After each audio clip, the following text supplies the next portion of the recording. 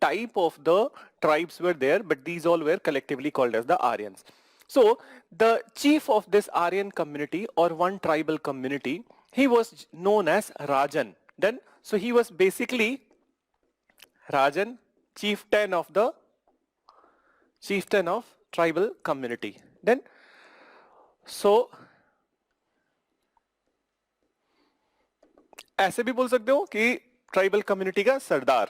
So he was the chieftain of the tribal community. So Rajan was the head of this Aryan tribal community. Since there were many tribes, many Aryan tribes, so every tribe has their own Rajan. So Rajan was the head of the community. Then after, Rajan was assisted by many political assemblies. Then, so he was in all of his political endeavors, he was assisted by some political assemblies, and let me write the names of these political assemblies. So these were Sabha, Samiti, and Vidhat. Sabha, Samiti, and Vidhat. So I'll be explaining these all in detail, but first of all, what was the most important work of the Rajan? Then that there were many other type of the works, but most important job of the Rajan or most important work of the Rajan was to organize battle to secure large number of cattle.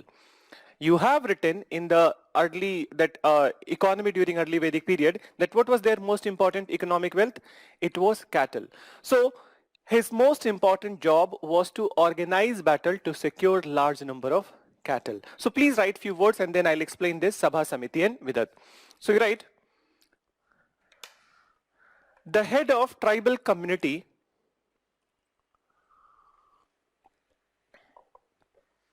the head of Aryan tribal community, Aryan jod dena. So the head of Aryan tribal community was known as Rajan.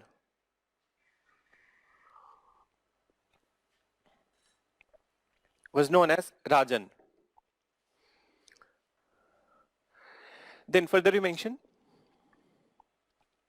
his most important work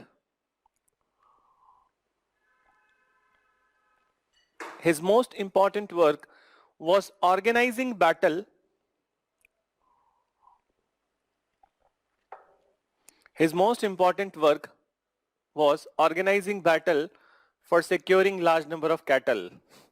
So for securing large number of cattle, battle for cattle. And do you think it is over, that battle for cattle? No, it is not over in our country and it will not be over in our country. Until and unless there is a politics in the country, battle for cattle will always be there. Then, so only the few new names will come up, some new terms will come up, but overall essence would be this, that battle for cattle. And in fact that it is not battle for cattle, it is battle for having the chair. And which kind of chair? The political chair, CM chair, PM chair. Then, so there are so many chairs. So now come to this part, that this Rajan, he was assisted by these assemblies, then Sabha, Samiti and Vidhat.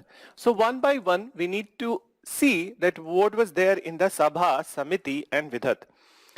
So first of all,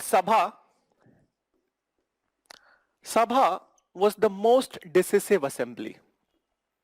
It was the most decisive assembly. Most decisive assembly, just like that you have prime ministerial form of government, and in prime ministerial form of government there are the member of parliament in the treasury side, and then also you have council of ministers, but most important, cabinet ministers. So who are the most decisive in the our system of the governance? So cabinet ministers. So you can say that this is the most decisive assembly in that fashion. Now who are the members of this Sabha? So generally, the members of the Sabha, the elders were elder members of society. Elder members of society. Then, so experienced people were the members of this Sabha. And this elder member is not limited to only males, but females were also part of this. Then, so when it comes to the elder, so it includes both male and female. Both male and female. So both male and female were part of the decision making process. Then, so were the part of the decision making process. So you can say that size wise it is an exclusive assembly. Size wise elder log kam hote hain, so exclusive matlab kam log. So size wise it is an exclusive assembly. Then, but nature wise it is kind of inclusive. So nature wise inclusive, but size wise exclusive. And what, how nature wise inclusive? That male and female, or gender wise I will say, gender wise inclusive. Then, so gender wise inclusive because both male and female are the members of this assembly. Then, so please write Sabha. It was the most decisive assembly. It was the most decisive assembly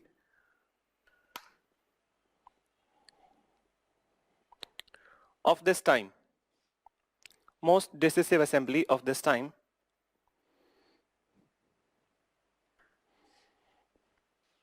Which was exclusive in nature. Which was exclusive in nature, number wise, as it included elder members of the society, as it included elder members of the society, elder members of the society. But gender wise it was inclusive, but gender wise it was inclusive since it had both males and females, since it had both males and females as members. So I hope you understood this part, that Sabha was the most important assembly. Then after this second assembly, which was assisting the Rajan in his political decision making, so that assembly was the Samiti. So that assembly was Samiti. So Samiti, it was number wise. Again I'm telling you, number wise it was inclusive. Matlab ज़्यादा लोग थे. So it was a larger assembly. So whenever you have a larger assembly, so the decision making power of the larger assembly decreases. Then, so it is not as decisive as the Sabha. Then, so it is not as decisive as the Sabha. So for example, when we will have to compare member of parliaments and then council of ministers, who is more powerful? Council of ministers. Then, and though the member of parliaments, they do have many powers, but as compared to the council of ministers, most decisive is the council of minister, and member of parliament, they are less decisive. So same way that number of the member of parliament are more, so here number of the members in the Samiti are more, but it is as compared to the Sabha, it is a comparatively lesser decisive assembly. So please write that number wise it was inclusive. Number wise it was inclusive, but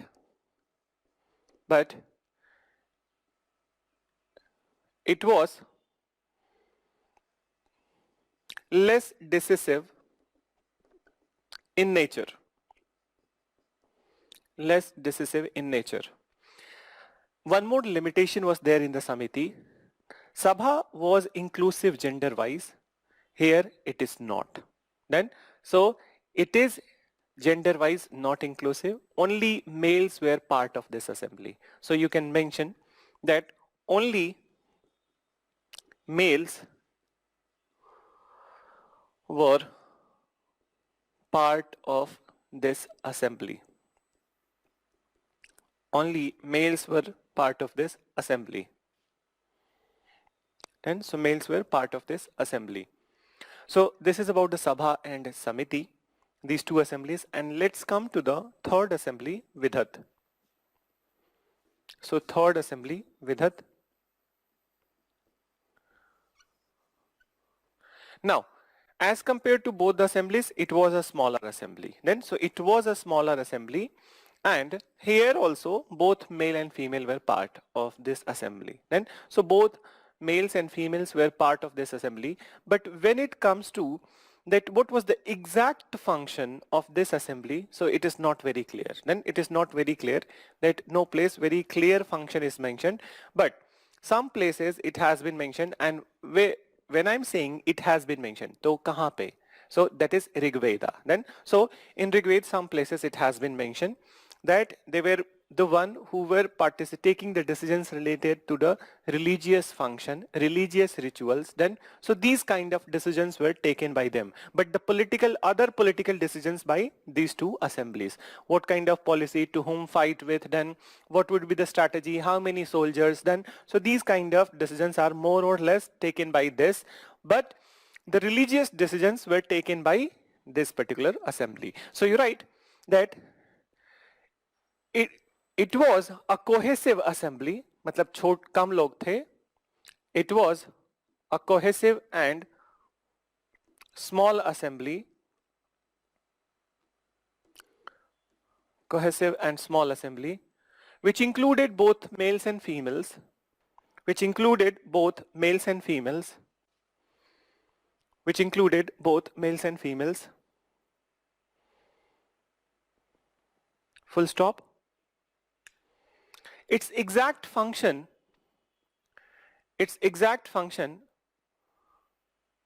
was not clear. Its exact function was not clear, but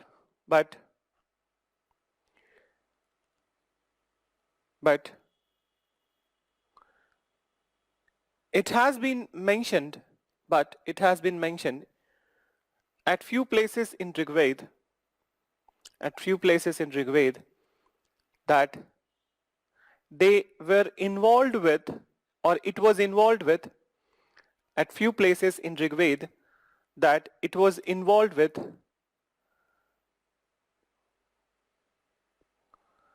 religious ritual decisions.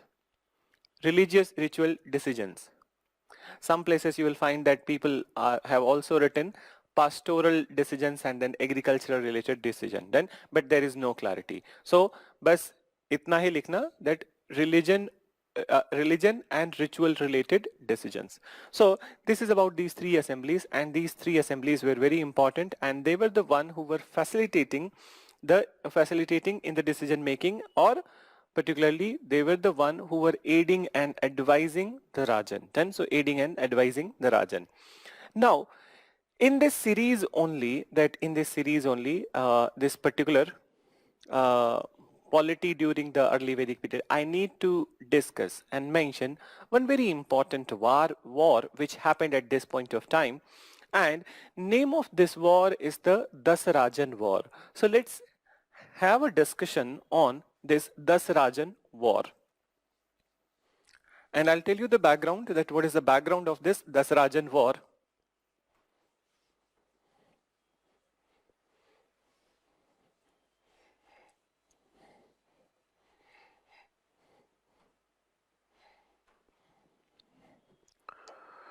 So in the polity itself, you will be mentioning this Dasarajan War.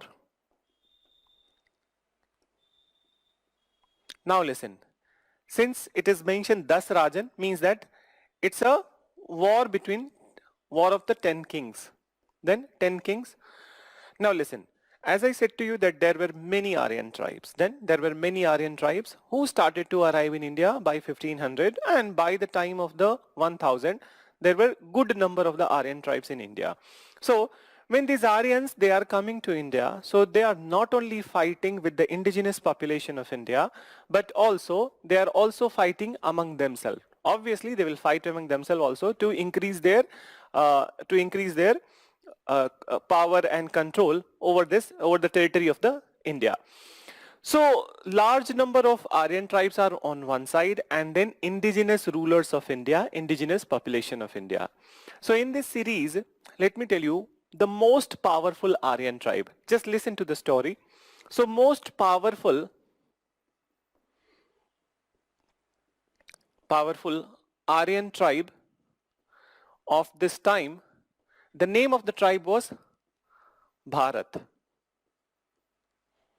Then, so the name of tribe was Bharat. Then, so Bharat tribe was the most powerful Aryan tribe of this time. Now, on the other hand, there are many other tribes also. So, for example, that those which are indigenous population of India or indigenous rulers, so I'll be referring them as a non-Aryans. Then, and then others I'll be referring those who are the Aryan tribes, so Aryans. Now listen, this Bharat tribe, so in each and every tribe, there was a very important position. And what was this important position? The head priest. So head priest. So it was the most coveted position in the any Aryan tribe. And you know that these priests were the one who were responsible for composing the Vedas. Then, so at this point of time, Bharat tribe started to rise in power under a ruler Devodas. But I need to talk about the tenure of a ruler, Bharat tribe ruler. His name was Sudas. Just listen to the story. So at the time of the Sudas, one decision was to be taken, and this decision was that who will be becoming the head priest of the Bharat tribe. Then, so head priest of the Bharat tribe. Then the decision was to be, or the person who was to be chosen, it was from two people. One was, you must have heard his name many a times, Vishwamitra. Then, so Vishwamitra, and there are many such important details about the Vishwamitra that you must have read at some places also, but for our cause, Vishwamitra was the one who composed the Gayatri mantra. Then, so Gayatri mantra. So Vishwamitra was the one person, and another was the Vasishtha Rishi. So Vishwamitra and Vasishtha Rishi. Now, so Sudas had to choose any of them, okay? That either Vasishtha or Vishwamitra. Vishwamitra was one of the highly intellectual of this time, but so as the Vasishtha. In fact, it was said at this point of time that there was nobody on the planet Earth who was more intelligent than the Vasishtha. So Sudas gave this coveted post of the head priest to Vasishtha Rishi. Then, so it was given to the Vasishtha Rishi. Now, Vishwamitra felt humiliated about this one, okay? That he felt embarrassed, or he felt humiliated with this decision, that how come I have been denigrated by Sudas, and then how he has chosen Vishwamitra, Vasishtha Rishi. So it's all about that. Humiliation is all about that. The more you feel, and then more you will be embarrassed, the more you will be humiliated. It's all about the feeling. So since his extent of the humiliation was very high, so he took a resolve that he will teach a lesson to the Sudas. Then he wanted to teach a lesson to the Sudas or the Bharat tribe. So what he did, that he started to make alliances. Then, so he went from the place, he started to make alliances and persuaded the other Aryan tribes and many non-Aryan rulers also. So what he did, that he persuaded 5 non-Aryan kings or Rajans, then, and 5 Aryan Rajans. Then, so 5 non-Aryan ka matlab the indigenous rulers of India, and then 5 Aryan Rajan. Then, so he persuaded these 10 people and persuaded them to fight with Sudas. Then, so to fight with Sudas. So as such, what happened? This Dasrajan war happened. And this Dasrajan war happened at the banks of river Parushni. And what is the present day name of the Parushni? Ravi. So on the banks of river Ravi, this war happened, and in this war, Sudas defeated Dasrajan. Then, so Sudas defeated Dasrajan. So this is one of the very popular war of this time. And what is the importance of this battle? That after defeating, that when Sudas is defeating this Dasrajan, so obviously he will capture the area in which they are situated. And not only he captured this area, but he named his entire territory after his clan. And what was the clan? Bharat.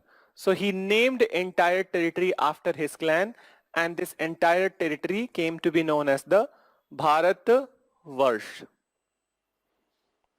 So that's how this name came to picture. I hope you understood this story. So please write few words about this one. Bharat, Bharat was the most important and powerful was the most important and powerful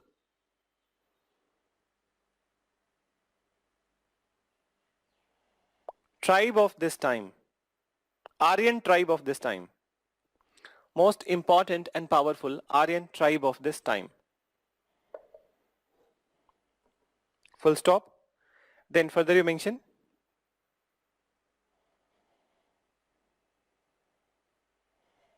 then you write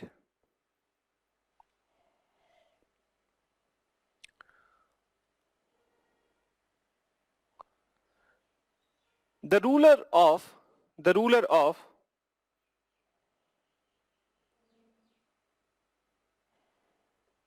the ruler of Bharat tribe, the ruler of Bharat tribe, Sudas, Sudas had to take a policy decision, had to take a policy decision, had to take a policy decision in which head priest of Bharat clan, in which head priest of Bharat clan, Bharat clan was to be appointed. Head priest of Bharat clan was to be appointed. Head priest of Bharat clan was to be appointed. Full stop. Then head priest of Bharat clan was to be appointed. Sudas gave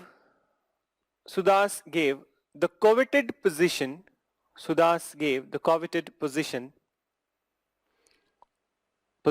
of head priest to Vasishtha Rishi. Head priest, coveted position of head priest to Vasishtha Rishi. Instead of Vishwamitra. Instead of Vishwamitra. Instead of Vishwamitra. Full stop. Humiliated Vishwamitra, persuaded 5 Aryan Rajans,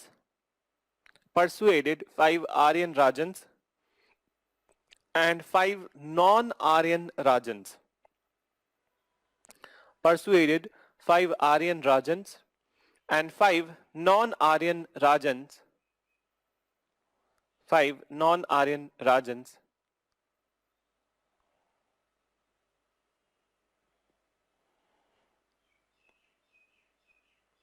Five non-Aryan Rajans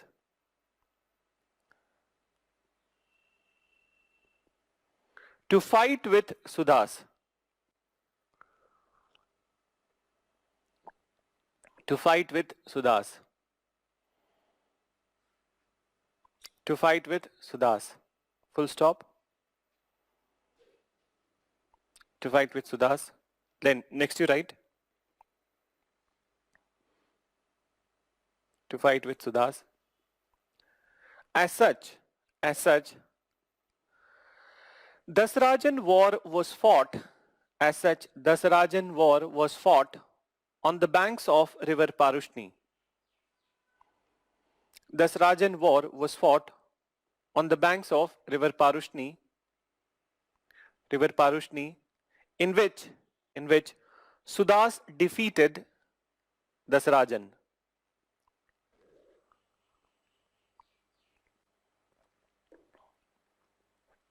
In which Sudas defeated Dasarajan. Full stop. After this war, the entire territory was named after this war, the entire territory was named after his clan,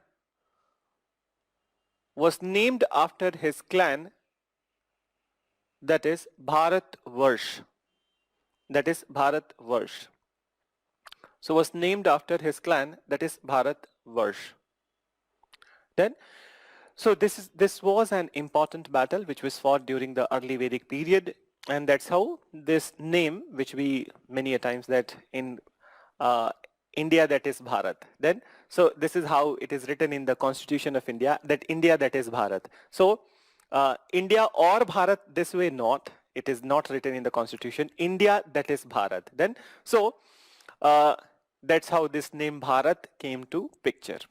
So this is the political aspect of the, there is a one more aspect of this war. I will talk later in the society. अभी वही start करने जा रहे हैं, ठीक है? So in the society itself, I'll talk about some other things associated with this war only. Then, so let's mention society during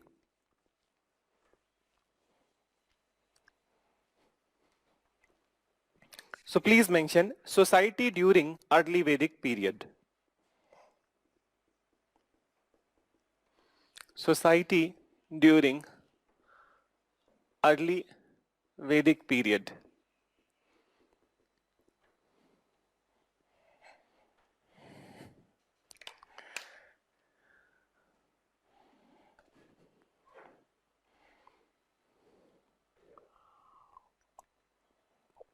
So now, society, when we talk about the society, so we need to know that what kind of authority system was there in the society, what was the position of the women in the society, that were they respected or not. Then apart from that, what all kind of rights were conferred upon the women. Then, and moreover, what was the status of the lower rung of the society at that point of time. So what was their status? Were they getting some kind of good treatment or not, or if at all they were highly discriminated? So these all things we need to see over here. And one of the very important mark of the openness of a society and progressiveness of the society is how they treat their women. Then, so how they treat their women. So let's look at this society. First of all, before moving into the society, I will write few terms over here. These terms will be using time and again in the ancient and medieval period. So let me write that that authority system, authority in the society and family is very important. Very often we talk about this, and what all kind of authorities are there. So authorities, that patriarchy. Patriarchy means that dominance of the male in the society, patriarchy, and then if female, so then matriarchy. Then, so patriarchal or matriarchal system. So patriarchy or matriarchy. Then another thing which we'll be using not here but later on, which we'll be using. So another thing is that lineage in the society. Lineage. So ये तो हो गया authority के बारे में. When you talk about, when you say patriarchy and matriarchy, so this is authority. But what is lineage? Lineage is that according to the lineage, the property is transferred. The name is, the title is taken. So if a society is patrilineal, so इसका मतलब, patrilineal का मतलब, that son will get the property from the father, and then the title of the son would be according to the father's title, not according to the mother's title. Then, but if the society is matrilineal, for example, in India, we do have, even till this point of time, we do have many matrilineal societies, particularly in South India. For example, Nayars of Kerala, they are matrilineal. So it means that the son will take, that the offspring will take the title of the mother, not the father. Then, so here, the title of the father, title of the mother. Moreover, inheritance of property according to the father. And here, inheritance of property according to the mother. So this is the lineage system. Then there is a one more system, locali. So localized system. What do you understand by locali? Locali is there would be obviously this patrimetry, every place would be there. So in locali, again I'll divide patrilocal and matrilocal. So patrilocal and matrilocal. What is patrilocal? Local means the residence. Then so here it is referring to residence. So generally when we talk about the Indian society, the general feature of the Indian society is patriarchal, Indian society is patrilineal, and Indian society is patrilocal. What do you mean by patrilocal? That शादी होने के बाद लड़की लड़के के घर आती है, ठीक है, लड़का लड़की के घर नहीं जाता है. So this is what is the system, that the home of the home of the girl changes, then not the home of the boy changes. And you know, in Indian society, generally, in 95% of the people, if boy goes to his own sasural and then he lives over there, so there is a charcha in the village, town, everywhere, that ghar jamai ho gaya ye to. Then so that's what ghar jamai system is. The matrilocal means that after marriage, boy will go to the house of the girl, he will be living with the parents of the girl. बढ़िया system है यार, मतलब एक half इधर, दोनों करके देख लेना चाहिए. So in India there are, particularly in the Meghalaya, there are societies which are matrilocal. Then so in Meghalaya there are societies which are matrilocal. The Khasi Garo tribes of the Meghalaya, they are the matrilocal. It's in fact it's a very good system. And if you just search करना आज के दिन में, that the cleanest village of India, it is somewhere there in the Meghalaya. And these cleanest, and most of the clean villages of India are there in the Meghalaya, and they are all led by these matrilocal families. Then so you can see that the power of women, not the power of women, their contribution to the society, that they keep it very neat and clean. Then so they don't make their villages shabby. Then so that's one benefit. So these words maybe I'll be quoting when I'll be advancing into the course. Then so कहीं कुछ किसी जगह patrilocal बोल दिया, किसी जगह matrilineal बोल दिया, तो फिर दोबारा वहाँ पे पूछने मत लगना कि सर इसका डिक्शनरी में से देख के मीनिंग बता दीजिए, ठीक है? So मतलब so let's get back to this one. So I hope you understood. So now what was the kind of system over there in the society during the early Vedic period? It was a patriarchal society. It was a patriarchal society. So it was and most important is the patriarchal society. So it was the patriarchal society, and patriarchal society means that male was the one who was dominating in the society. So I will give you some examples. What are examples? The most important position in the kingdom is the king, and king is who? He is a male. Then the head priest of the society, he is a male. And then also the head of the family, he was also male, who was known as Kulapa. Then so these all things will be writing the patriarchal system, but उसके पहले कुछ और भी लिखना पड़ेगा. Then I will talk about the patriarchal. So this I explained, but listen, when it comes to the society, so society was divided on the lines of the Kul, Vish and Gram. So what is Kul, Vish, Gram? Let me tell you. So there are three words which I am going to mention: Kul, then Vish and Gram. So society was divided on these three lines. Kul का मतलब क्या होता है? And this is a Hindi and Sanskrit word. सब लोग जानते हैं कि ये मेरा कुल है, ये तुम्हारा कुल है. Then so this is family. Kul का मतलब family. Then your own brethren. Then so your own brethren, Kul. What is Vish? Vish is your clan. Vish is your clan, Vansaj. Then so Vansaj. In Hindi you say Vansaj. So Vish is the clan, and Gram is your community. That your neighborhood or community. So your community. So society was divided on the lines of the family, clan and community. And then the most important unit in the society was this, family. Then Kul. So most important unit was family, that is Kul. And the head of family was Kulapa. Head of family was Kulapa. And who was Kulapa? So Kulapa was the eldest male member of the family. Eldest male member of the family. So he was the eldest male member of the family. So please write. Society was organized on the lines of society was organized on the lines of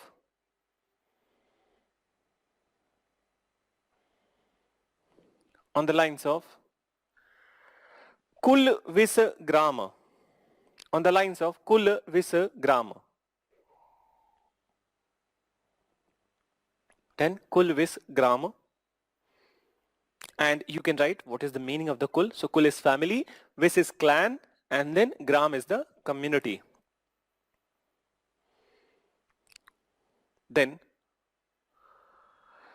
further you mention Kul was the most important unit. Kul was the most important unit of the family of the society.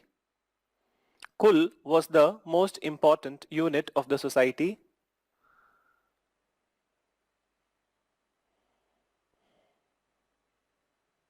Full stop. Head of family was Kulapa. Head of family was Kulapa, who was the eldest male member of the family.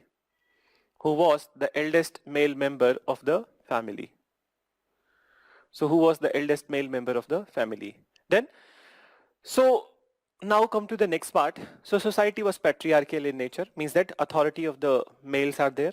In family you have seen, and the head of the community is Rajan, and then also the very coveted post of the priest is the male. So society was patriarchal in nature. But the question arises, does it necessarily means that if at any place, then if the society is patriarchal, so respect of women is less?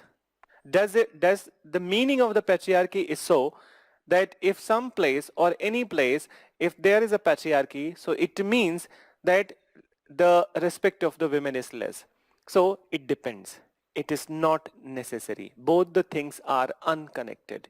See that authority is all about that maintaining discipline in family. Authority is all about that how the things will operate in a particular area. Though there are many other connotations, but we are talking about the Vedic period. So at this point of time, it was all about the disciplined behavior. And then at least people must pay heed to the head authority. And so that head authority. So that was the purpose at this point of time. And at this point of time in the Vedic period, women were highly respected. So there is no correlation between the patriarchy and the respect of the women in the Vedic times. In fact, that when we look back at the Indian history, so it was the Vedic times when women were more respected than any other time in the Indian history. Any other time in the Indian history, in fact, it started to deteriorate after the early Vedic period, that the position of women started to deteriorate after the early Vedic period, but in early Vedic period they enjoyed a very good position in the society. So let's talk about that, what all positions and what all kind of respect and what all kind of rights were conferred upon the women. So please write, society was patriarchal in nature. Society was patriarchal in nature,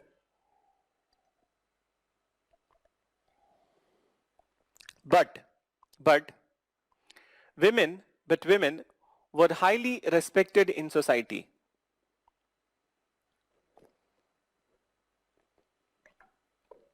But women were highly respected in society. Full stop. Women were highly respected in society. Then after you mention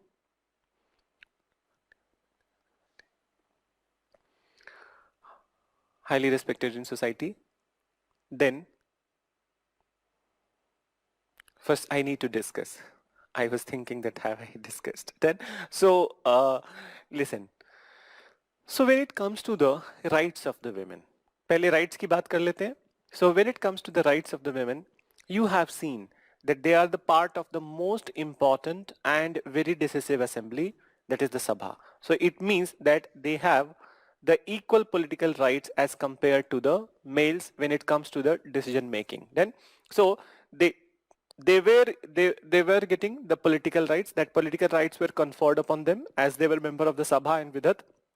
So they had this right. Then what about the educational rights? So women had equal educational rights as according to the males. So women were allowed to participate in the educational discourses. So चलो कुछ question है पूछ देख लेता हूँ. Some students are asking irrelevant linkage like relation with Ramayana and Mahabharata, Dwarka city, okay, etc. etc. Even though we are asking them to wait for the topics, they keep on asking if possible. Definitely, I will be telling you this thing, ठीक है? Irrelevant linkage तो नहीं है, like relation with Ramayana and Mahabharata और Dwarka city. So I will be telling you. चलो आज की class में एक बार ये टॉपिक सोसाइटी कंप्लीट होने दो. So let me complete this society topic. And in this topic itself, by the time of the end of this society, I'll be telling you something about the Mahabharata. That's what I was saying, that there is a one episode associated with the Dasarajan war. So that episode, it's in fact is associated with the Mahabharata. I'll be telling you. So, and is there any relation? Yes, that's the relation. That's what I talked about. That after the Dasarajan war, I need to talk about this Mahabharata. I will be telling you that I'll be establishing, but let me complete some parts of the society over here. Uske baad then directly when I'll be talking about the slave system in the society. So there I'll be maintaining how come there is a relation of the Dasarajan war with the Mahabharata. So please listen. पहले women वाला part soon low. So they were given educational, that they were allowed to participate in the educational discourses. For example, that there were many rishis at this point of time who were the intellectuals of the Vedic period, but there was this very famous lady who was known for her intellectualism and debates and discussion. Her name was the Lopamudra. So Lopamudra often participated in the Lopamudra often participated in the educational debates, discussions, intellectual debates and discussions. Then, so educational debates and discussion. So this is one instance. Then one very important right is right to choose your own spouse. Then, so right to choose your own spouse and right to choose your own life partner. Then, so, and it's all about that marriages. So what kind of marriage rights were there with the women? So women were allowed to choose their spouses, and women and male and female both, they were allowed to choose their spouses. Then only condition was that they need to choose it from the Aryan community itself. Then so this was a general condition that ठीक है शादी कर लो अपने मन के हिसाब से कर लो but अपनी community में ही कर लो, लफ्ज़ याद मत करना. So so this was the condition. So that you choose your spouses from your own community. So this kind of marriage, we generally say love marriage. At this point of time, it was called as the Gandharva Vivaha. So Gandharva Vivaha was allowed. Then what about the child marriage? We have not come across any instance of the child marriage in the early Vedic period. Seems progressive. Then another thing related to the marriage, widow remarriage. So in the modern Indian history, particularly, and if any batch, yes, RB7, you have studied that modern Indian history. So you, if you remember that those Ishwar Chandra Vidyasagar episode and those all episodes where we were talking about those widow remarriage act. So kitna ho halla ho raha tha us time pe. But you see that Vedic period, widow remarriage was very much allowed. Then it was a very normal system in the society. So widow remarriage was allowed, but I will explain that what kind of widow remarriage was there. So let first write few words about the status of the women in society. So what you have written, that women were highly respected in the society. So uske baad likho that uh, women enjoyed political rights,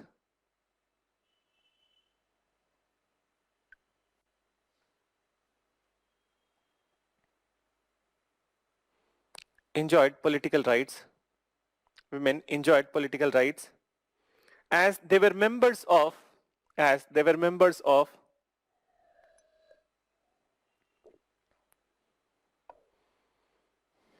as they were members of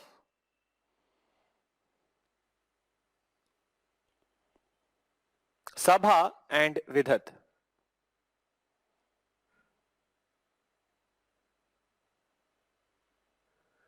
Sabha and Vidhat. Sabha and Vidhat. Now, question पूछ रहे हो तुम लोग. See that we need to be a little bit oriented towards the class only and then UPSC questions only. There are some mythological episodes I know that you are interested in knowing it, but please unnecessarily don't bring the mythological questions over here because ये सब नहीं पूछा जाएगा exam में, ठीक है? So please restrain yourself from that mythological questions. Yes, there was a chance when we were in the offline scenario, face-to-face interactions were there. So then the mythological episodes we were talking about. But mythological चीजें हम लोग नहीं discuss करेंगे classes में because it will drag the time of the class and moreover, not only it will drag the time of the class but unnecessarily will be killing the time. Yes, I know that it's enthusiasm. Even I like to in a personal setup discuss about these all things. लेकिन उससे class का time effect नहीं होता है. And at this point of time, since we are operating in an online fashion, so we will have to be very careful about the time. So whenever we will meet, so we will discuss those mythological episodes. But yes, how the connection was there with the Mahabharata, I'm going to discuss. Abhi थोड़ी देर रुक जाओ, ठीक है? So थोड़ी देर रुक जाओ, I'll be discussing these things then. So let's come back to this part. So what I was telling you that they were members of the Sabha and Vidhat. Then further you write, women were allowed to participate in educational discourse. Women were allowed to participate in educational discourse. In educational discourse similar to males. Similar to males. Then after full stop you write, for example, Lopamudra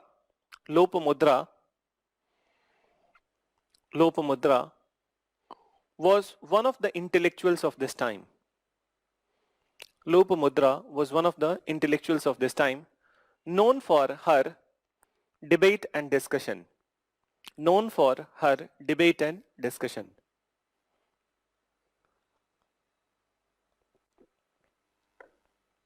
Known for her debate and discussion. Then, so this is one aspect. Then you write, come to the marriage rights. So जैसे ऐसे लिखा ना कि पहले political लिख लिया, फिर then educational you have written. Now you write marriage rights. So marriage related thing. So in this you write, we have not come across any instance. We have not come across any instance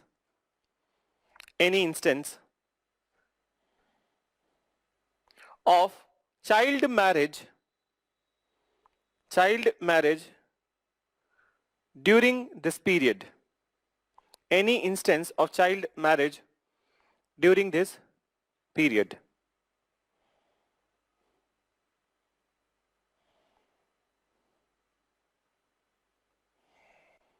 During this period. Then further you mention,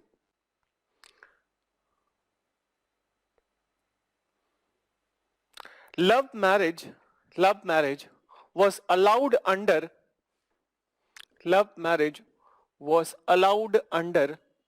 Gandharva Vivaha. Love marriage was allowed under Gandharva Vivaha.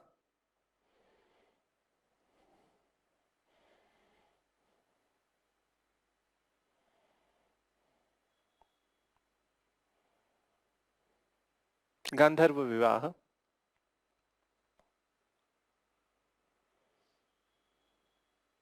Then further you mention, allowed under Gandharva Vivaha, whereby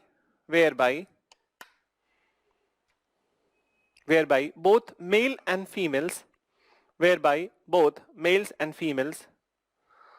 allowed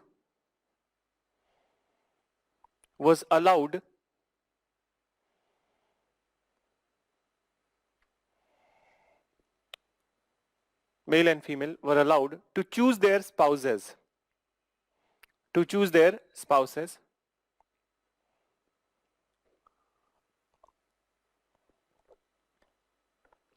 to choose their spouses.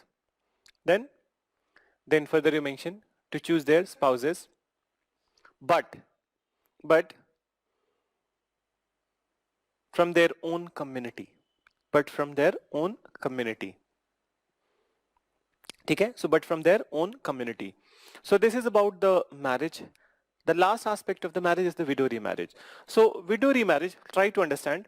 Widow remarriage was allowed, and the name of this widow remarriage was the Niyog Vivaha. So it was Niyog Vivaha. And what is this Niyog Vivaha? Listen, that under this system of the marriage, Niyog Vivaha, widow remarriage, that women was allowed to marry the brother of the deceased husband. Then so brother of the deceased husband, not deceased. Then so deceased husband. So she was allowed to marry the younger brother of the deceased husband. Then, and moreover, there was one more condition, that if at all she has any son which is born out of the first marriage, so then she must not marry. But she is not having any son with the first marriage, so then she was allowed to marry with the younger brother of the deceased husband. So किसी किसी class में कुछ लोग अच्छे अच्छे सवाल पूछते हैं. So in one class somebody asked that, sir, what if छोटा भाई हो ही ना? So भैया किसी चाचा का बेटा होगा, बड़े पापा का बेटा होगा, अरे कोई तो होगा छोटा भाई फ्रॉम द कम्युनिटी, सो वहां से कर सकते हैं. ठीक है. So and then somebody asked that, sir what if that छोटे भाई को करने का मन ही नहीं होता, तो तुम जाके कर लेना.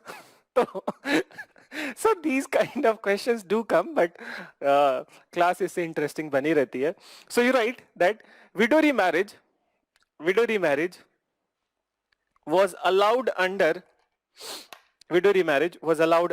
Niyog Vivaha. Widow remarriage was allowed under Niyog Vivaha. Niyog Vivaha.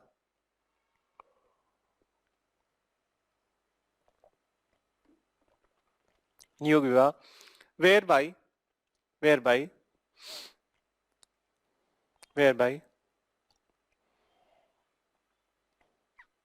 widow was allowed to get married, with the younger brother of the deceased husband. Deceased, D-E-C wala, S wala nahi. So deceased husband. Then further write, moreover, if she had a son, out of the first marriage,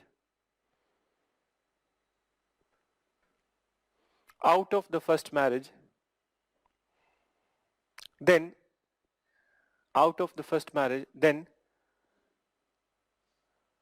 she was suggested not to marry. Suggested, ऐसा नहीं है कि बोल दिया कि नहीं करना ही नहीं है. Suggested कि ठीक है, बेटा तो है ना तुम्हारा, तो वो तुम्हारा देखभाल करेगा. So this kind of thing was there. So she was suggested not to get married. Then, so this was the Niyog Vivaha system at this point of time. Then after this Niyog Vivaha system, so the next part that we need to mention is the slavery at this point of time. So slavery at this point of time, looking at these all things, it seems to be that society was quite open and progressive. And since we are talking about the ancient times, so it looks like that it's open and progressive, but slavery was rampant at this point of time. And slavery was rampant at this point of time. In fact, in Rig Veda itself, there is a mention of this. So listen, that what type of the slaves were present at this point of time. So please write few words and then I'll explain. So slavery was rampant at this point of time.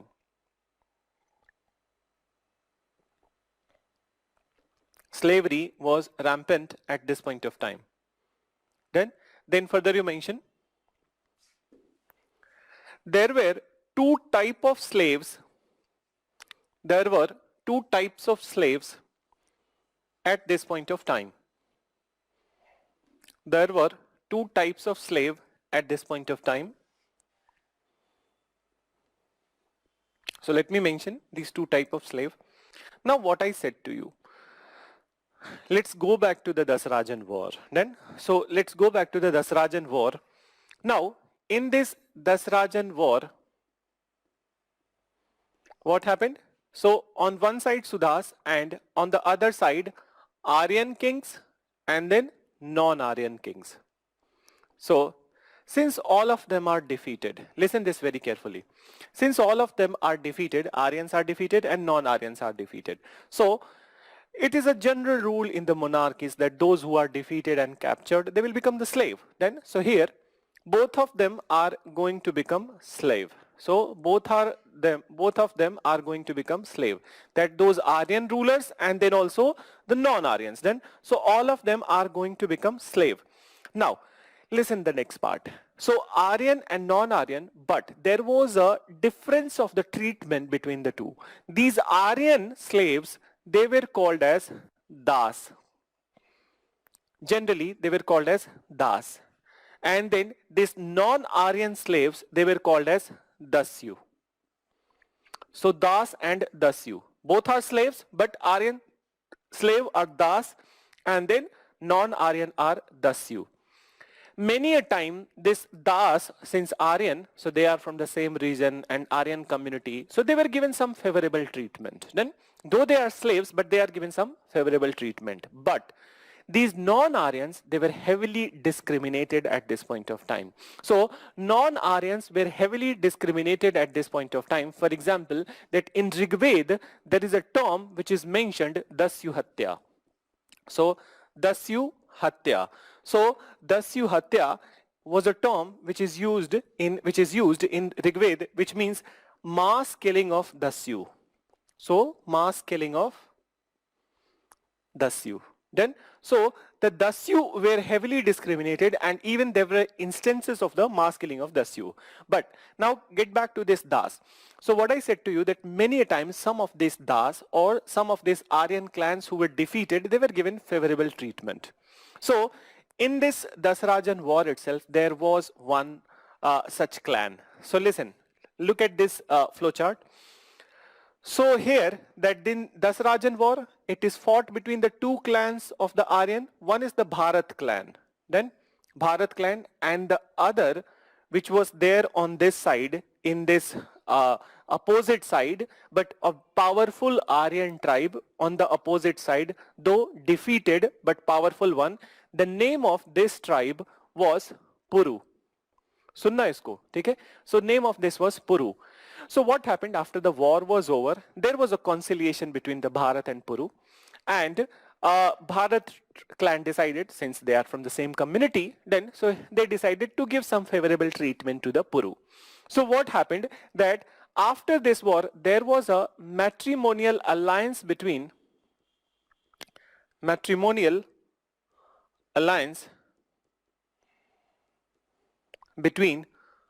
Puru. There was a matrimonial alliance between Puru and then Bharat.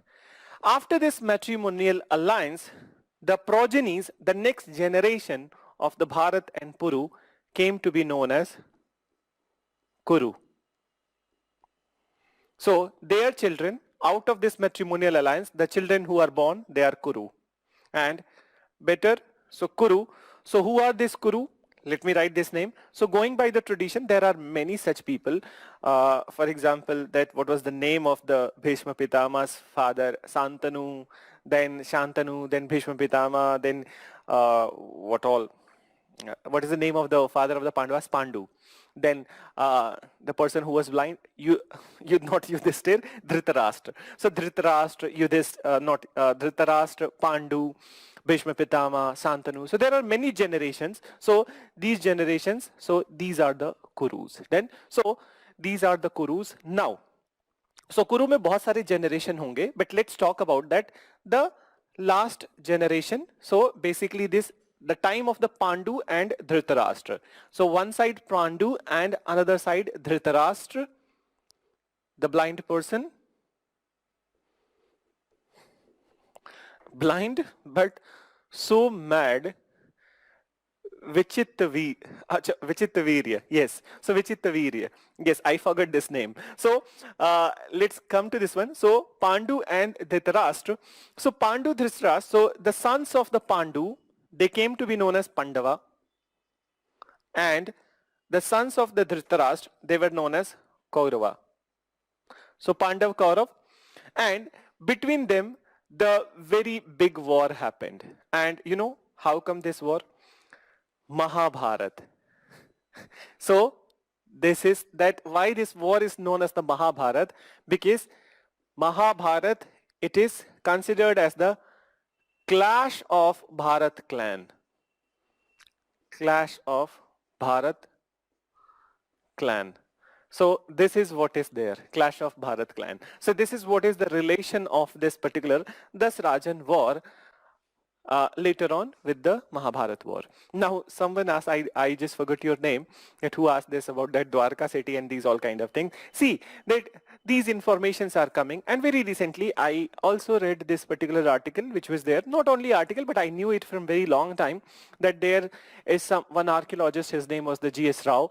So he was the one who was doing the deep sea exploration in the Dwarka city, and then he found these all stones and everything, and the kind of pillars which were described in the Srimad Bhagavad Gita and Mahabharat, and then also Vishnu Puran. So many places the kind of the architecture which was explained, the same kind of architecture is found over there, and it seems to be that it is 9,000 years old. So there is a dislinkage between that what information is available, and it will take a little bit of time to for the facts to be established. For example, that there are many such instances where people try to discredit the Indian history or discount whatever that is there in the Indian history, because they say that Indian history, yesterday I was talking about, it is a Shruti tradition. It was an oral tradition. So very often people say that since it was an oral tradition, so it is a make-up.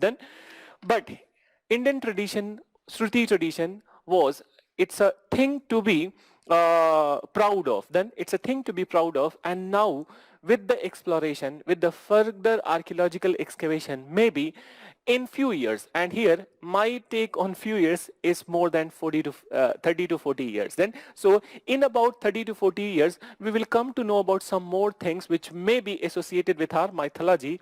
For example, that this Ram Setu Samudram. Then so Setu Samudram, you know it, that this is there between the Talai Mannar to Talai Mannar in Indian side, and then Dhanuskodi on Indian side and Talai Mannar on the Sri Lanka side. Then so there is a very less gap between these two, and there is underwater bridge, Pamban bridge, you know. So there is a very less there is a underwater bridge, and this is the bridge which is believed to be the mythological Setu Samudram. Then but it's all about the governments when they came. So electoral politics is there, and in electoral politics many a times that just to appease one section, they also try to overlook the things which are there underlying in the sea or in the archaeological areas. So it will take a little bit of time until and unless that politics is separated from the findings, then, or politics is separated from the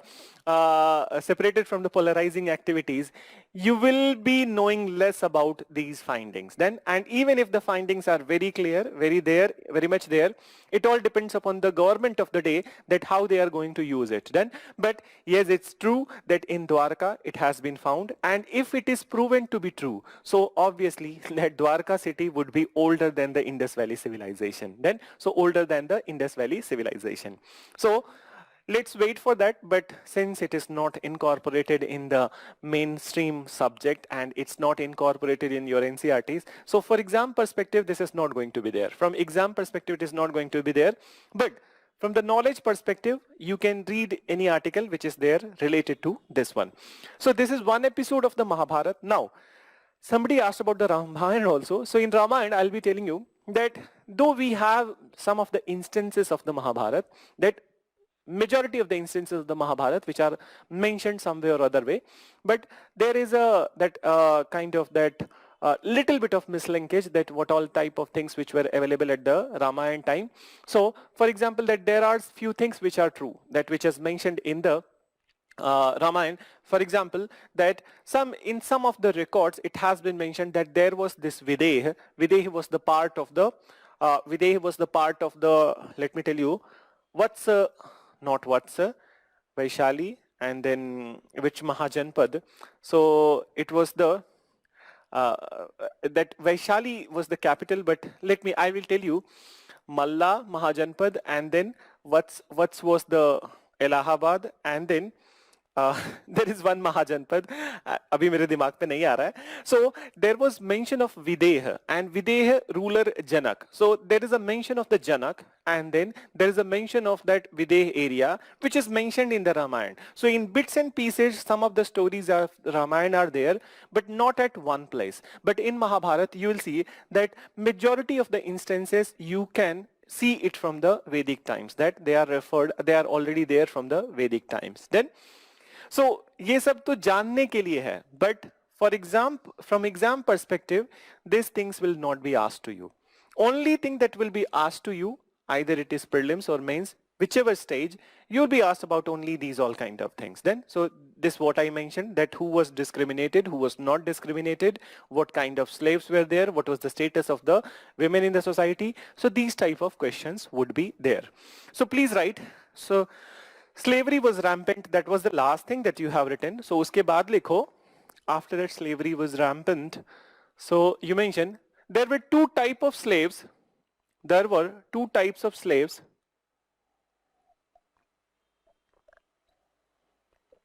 There were two types of slaves at this point of time.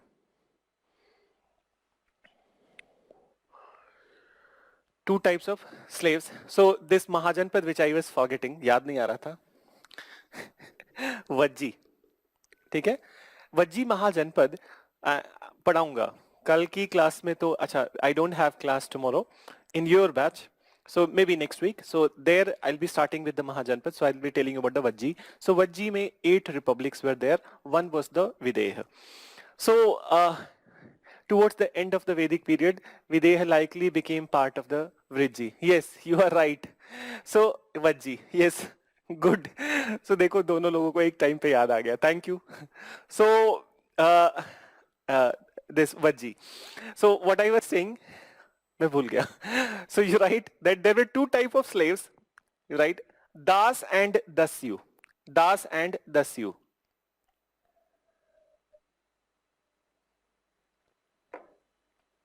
Das and Dasyu. There were two type of slaves, Das and Dasyu. Then you write defeated Aryans were Das, defeated Aryans were Das, and non-Aryans were Dasyu.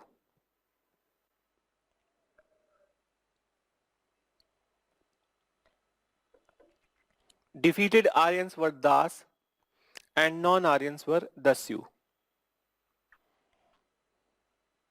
Full stop. Non-Aryans were Dasyu. Then you mention many a times Das were given favorable treatment. Many times Das were given favorable treatment, but Dasyu were heavily discriminated.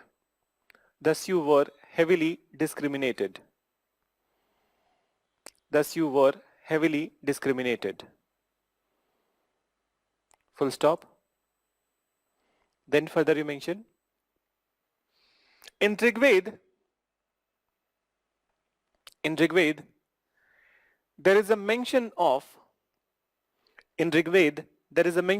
Dasyu Hatya. In Rigved, there is a mention of Dasyu Hatya, which means mass killing of Dasyu. Which means mass killing of Dasyu.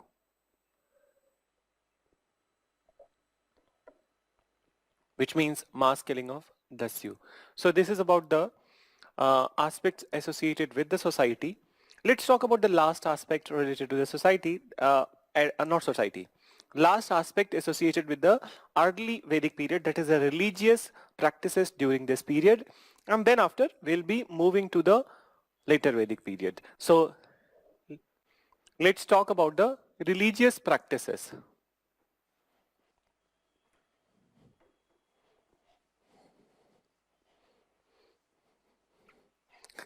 Religious practices. There's one very interesting thing related to Mahabharata. So in Mahabharata, let's see that this supernatural and magical things are also there. For example, you know this story of the how the Kauravas were born, that when this Gandhari, she conceived a child. So what happened that she was not having any child, so she was blessed by one of the rishi, and that rishi blessed her, and with the blessing of the rishi she conceived a child. But what happened that when she conceived a child, so after that child was born, so it was not a child but it was a meat loaf, a big loaf of the meat. So that big loaf of the meat, so when then she was very angry, and then she was frustrated. She asked that rishi, that particular divine being, that how come this is possible, that you gave me blessing that I'll be having 100 sons, and then I have just this that loaf of the meat. So then this rishi, what he did, that he said that divide it into the 100 pieces, then divide it into the 100 pieces, and then keep it in the kind of that some jars, and after some point of time there would be 100 sons. So that's how 100 Kauravas were born. This is the story. So it seems to be very interesting and magical at the same point of time, and also it seems like at that कि ऐसा होता था. But if you compare this one, and if there would be any politicians, I'll tell his name also. Here I'll not restrain myself not naming him. So if these all informations are going to this politician, he will use it in a very good and fancy fashion. For example, that this politician will say to you that देखो उस time पे भी, महाभारत के time पे भी test tube baby होते थे. These were the test tube babies, and these 100 boys were born out of test tube. So you know who is this politicians? चलो guess करो. This is, I'm leaving to you. Who is this politicians? Who is that just comparing these all kind of things, and then he's trying to justify it. Even he justified one more thing, that the first aeroplane was created at the Ramayana times, and then what was the name of this Puspak Viman. Then so Puspak Viman was the first time it was created by and first aeroplane concept was there in the Ramayana times. So modern scientific development, and he will trace it back to the Indian mythology. So let me check that how well studied you are, how well you are reading the newspapers, and पिछले एक साल के दौरान ये हुआ है. So नाम भेजो politician का. Who is that politician? So let's get back to this religious practices during early Vedic period.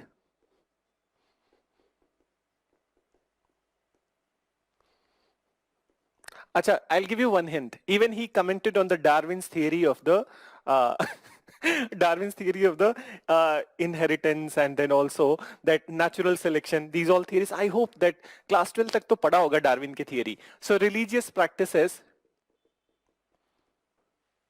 the theory of the natural selection. ठीक है? So religious practices during the early Vedic period. Now listen. So when it comes to the religious practices during the early Vedic period, the early Vedic people, they had many gods, but first of all, early Vedic people, what they did, that these people, they personified the elements of the nature into God. So I just wanted to read your answer. So Saurabh has said, Yogi Ji Maharaj. ना ना भाई, ऐसा ना कहे. Then Yogi ji ऐसे नहीं है, वो ऐसा statement नहीं देते हैं, ठीक है? So Afnan, you are right. It is Biplab Dev, Manipur. Manipur? No. I'm Tripura. So Biplab Dev, he is the Mahasaya. And let me tell you about Yogi ji will not give this kind of statement. He is not a fool. Then, so he is not a fool. So Biplav Dev. नहीं, Ramdas Athawale to go Corona go. Chetna, he is go Corona go. He is not this guy. He is a comedian. Then after Lalu Yadav, the only comedian left in the Indian Parliament, that is Ramdas Athawale, and he is a good person. Then so Tarun has sent Pappu. I don't know which Pappu you are referring to. So no, he also didn't. Then no. I have already told you, Adil. It is not Adityanath. Adityanath never gives this kind of statement. He will only justify those kind of things like the names. Then so he will try to find out the old name of the place. For example, right now he has found out one name for the Hyderabad, which he's thinking that he will be naming Hyderabad if BJP comes to power to the Hyderabad. Then so he's not like that. But this scientific kind of thing, the intellectual is the Biplab Dev. Then so let's look at the other people's answers. So Sachidanand had sent Sambit Patra, भाई साहब doctor है वो ऐसा statement नहीं देगा, ठीक है, and he is a very renowned doctor. Then he is a very renowned doctor. So he is he is high like a octane, but he is not a fool. So chalo, and since you all got to know that Satyapal Singh Gaurav, no. Already I have told you the answer. तो starting में ही सही answer आ गया, तो अब मैं क्या आगे बोलूं. खूब ढेर सारे गलत आंसर आए होते तो फिर और चर्चा करते. So it's Biplab Deb. And whenever you want to laugh, whenever you want to laugh, just search about the Biplab Dev. Then that what all kind of controversy Biplab Dev, and then you will get hell lot of things. You don't need to see. मुझे मजा नहीं आता यार ये comedy circus और ये comedy सारे चीजों में. मुझे तो लगता है कि that if you see these politicians, you will be laughing for the whole day. That you will get a material for the whole day. मजा आ जाएगा. Then so and Muhammad Sajid, Subramaniam Swami. No, you can't say about him. Then Subramaniam Swami is one of the intellectuals of this country. Many a times he may seem that he is a far right, but otherwise he is a well-studied person and he never utters a word without doing a research. Then so he is not a person. Then somebody Sivani has sent Kejriwal. No, Kejriwal is meant for the making U-turn. Then so he is the most famous politicians who makes a U-turn. Then so and जारतीय भंता. चलो छोड़ दो, मत भेजो तुम लोग, ठीक है. So now I'll get back to the religious practices during the early Vedic party. So early Vedic party. So early Vedic party. Somebody has sent party, so I am saying early Vedic period. So religious practices during early Vedic period. Listen. So what is this religious practices during the early Vedic period? That they tried to convert the nature, the elements of the nature into they personified the elements of nature into the gods, and as such different elements of the nature, they were personified as a particular god. For example, that some of the important gods I'll be mentioning, like Indra. So who was Indra? Indra was considered as the god of the thunderstorm, god of the rain and god of the thunderstorm. So the element of the nature is the rain and thunderstorm, and they have personified this element of the nature into a god who they have named Indra.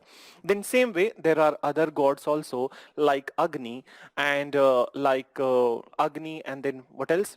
Varun and Mitra, and then there are other gods also which I'll be mentioning. So first you write early Vedic people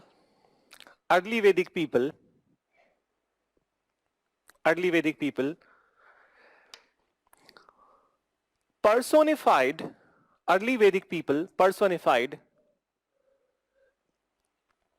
the elements of nature into God. Personified the elements of nature into God.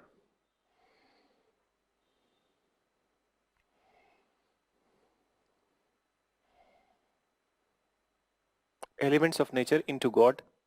Then you write, as such,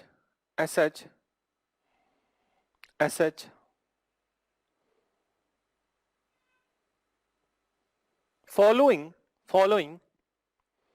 important divinities emerged. As such, following important divinities emerged at this point of time.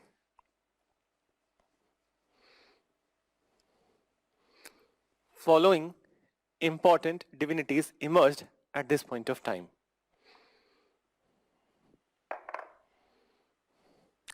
So let's talk about these divinities. So the first one, Indra. Indra, and uh, while I'm writing on the board, साथ में लिख लो, because there would be no second effort of the dictation. So Indra, he was considered as the god of rain and thunderstorm. God of rain and thunderstorm. So Indra, god of rain and thunderstorm. Then you can also mention also known as Purandhar. Also known as Purandhar. And meaning of this word Purandhar, breaker of the forts. Breaker, breaker of the forts. Then further you can mention he was the most important divinity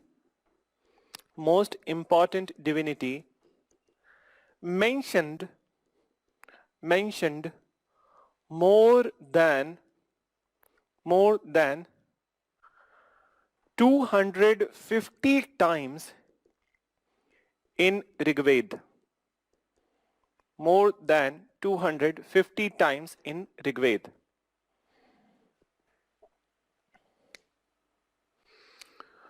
So more than 250 times in Rigved.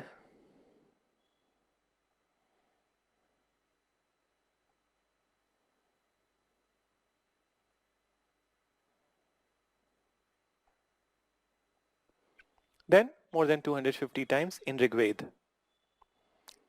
Then after this,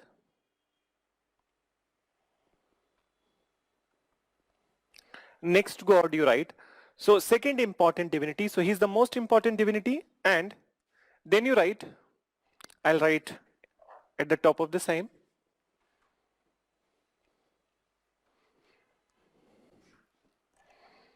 Agni. Agni. Then, so Agni, second important divinity. Second important divinity,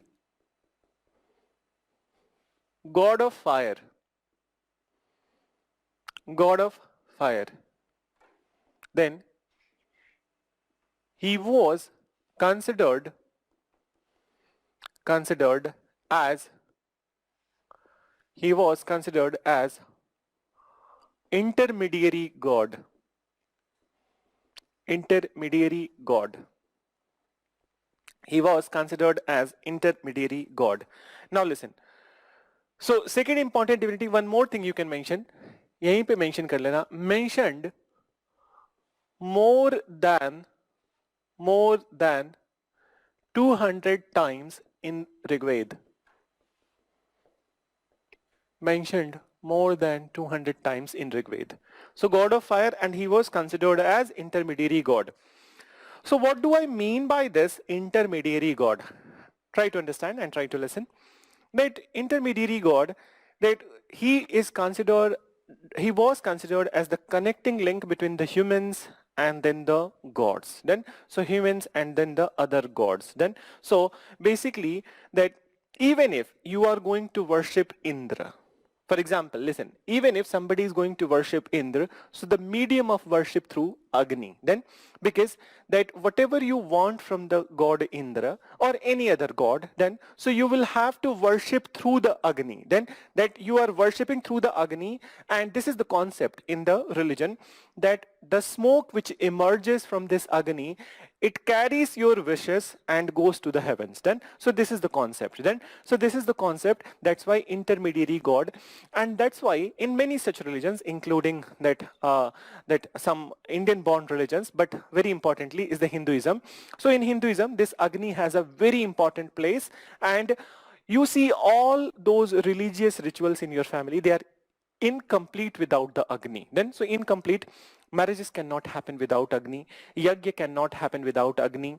And then even in your daily rituals, you are lighting a lamp before the god. Then you are doing some fumigatory practices whereby that incense stick, camphor, you are burning these are all kind of camphor, then dhoop, agarbatti, these all kind of things you are burning. So these all signifies the importance of the Agni. But there's a one interesting aspect related to this only, that you know that Agni is the second important and second important divinity at this point of time, but otherwise he's a very popular god, and the worship of the Agni is incomplete without one word. And without one word, so let me tell you, चलो सवाल पूछूंगा तो time ज़्यादा चला जाएगा, but if you guys would have been in the class तो मैं सवाल पूछता, I would have asked this question, but let me tell you this thing. So the worship of Agni happens through his wife. So it happens through the medium of the wife. Then, so you see that wife is very important. Without wife, it cannot happen. So who is the wife? So the name of the wife of the Agni, you know, Swaha.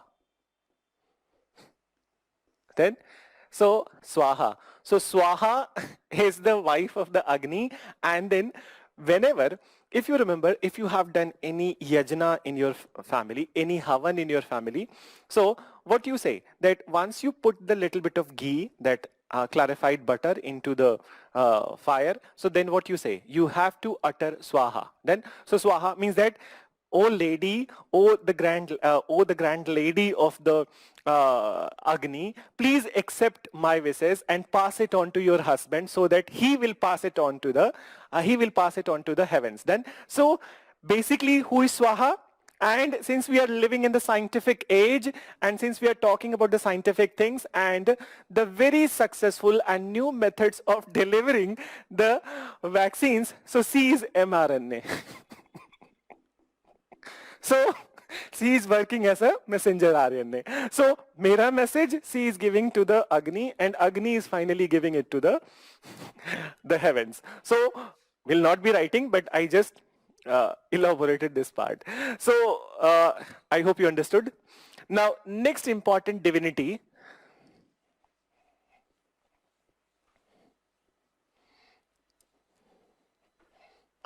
So the next important divinity is Varun.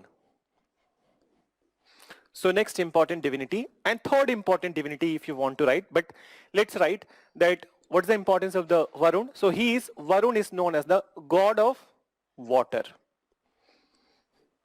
So Varun is god of water, and god of water, and his original function is to maintain, so he is worshipped और he was worshipped, चलो जो भी लिख लो, किसी भी tense में लिख लो, ठीक है, याद करते वक्त तो टेंस रहोगे ही. Then, so he is worshipped for maintaining equilibrium,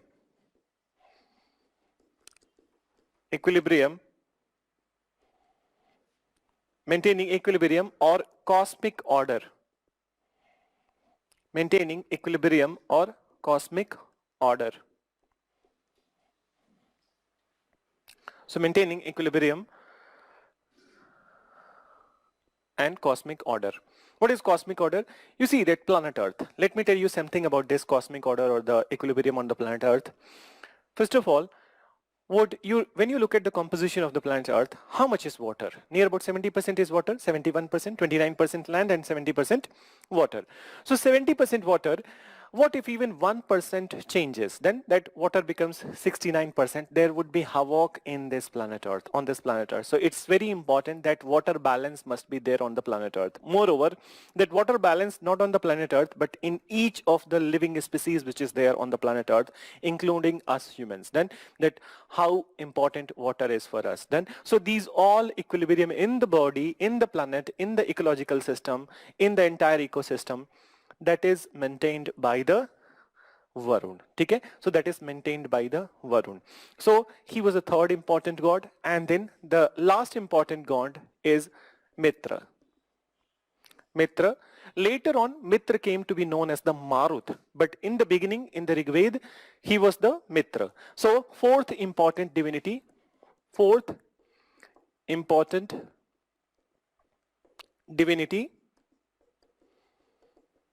and god of air, god of wind. So he was god of wind. Now, these are the important divinities, but apart from these important divinities, I need to mention some other divinities also. So for example, that sun god was also worshipped. There was a god of the animals who was known as the Pushan. Then, so Pushan was the god of animals, that sun god. There were female divinities also. So let me mention that, for example, Aditi was the female divinity. So who is Aditi? Aditi is considered as the goddess of the day. So Aditi, then Usha, goddess of the evening. Then Savitri. So Savitri was the goddess of the, she was goddess of the sunlight. So goddess of the sunlight. In fact, the Gayatri mantra, which was composed by the Vishwamitra, it was dedicated to the sun god and the Savitri. So please write that apart from these all divinities,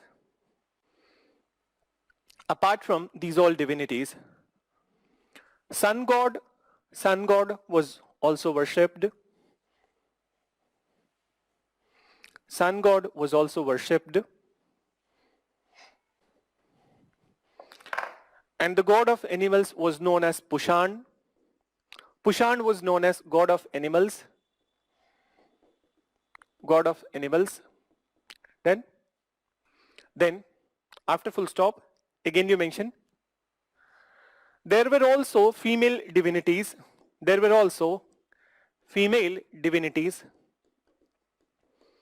Divinities like Aditi, goddess of day. Then Usha, goddess of evening. Morning. Goddess of dawn. And then Nisha.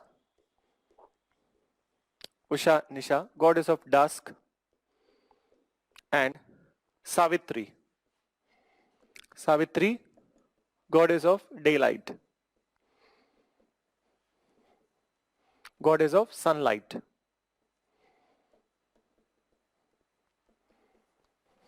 Goddess of sunlight.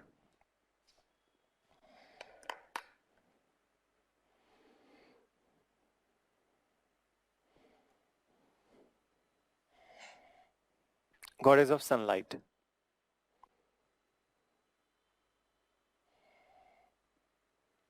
Then further you mention goddess of sunlight, Savitri. Then एक last mention कर लो in this. So after these names, so you mention Gayatri mantra.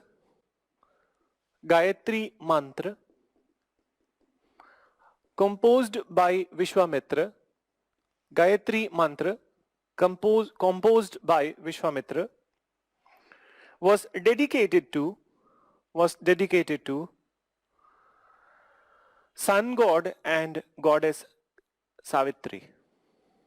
Sun god and goddess Savitri. Sun god and goddess Savitri.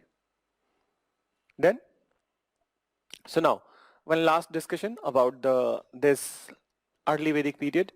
Listen. So after these religious divinities who are there, that what was the mode of the worship and purpose of the worship. Then, so these two are the important things that we need to know.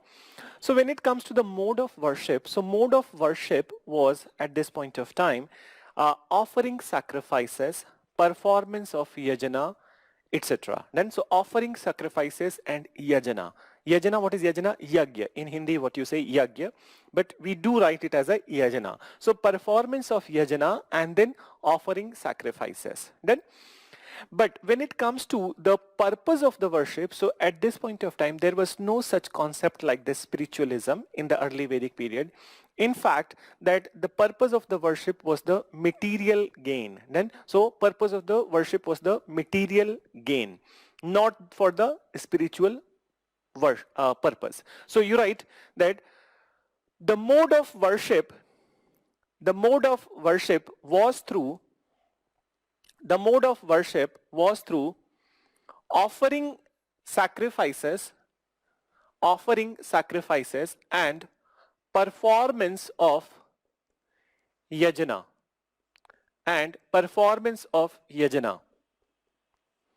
offering sacrifices and performance of yajna,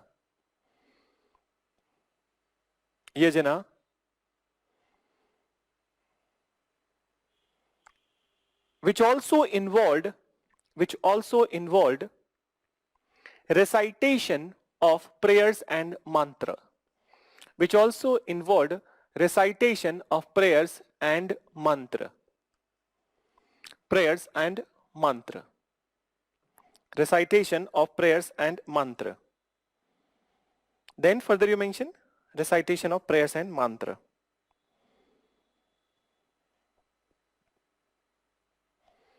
Full stop.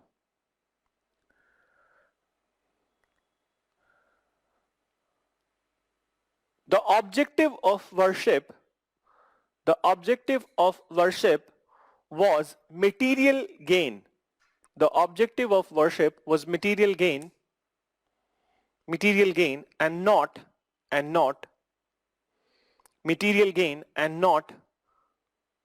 spiritual purpose,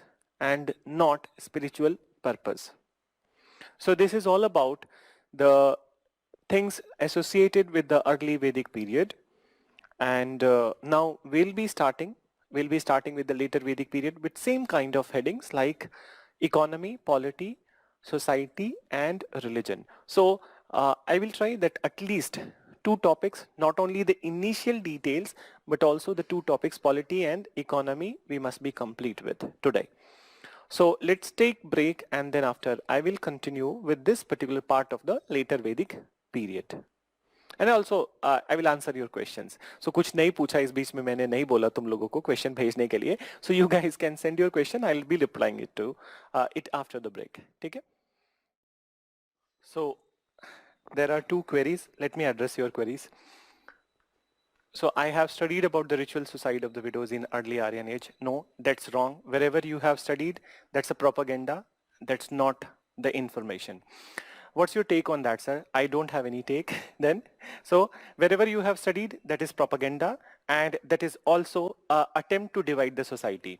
So, and sati was not at all prevalent in the early Vedic times. So sati, this all kind of things were not prevalent at that point of time. In fact, this is a medieval thing which happened in the Indian society. So there was no such kind of thing.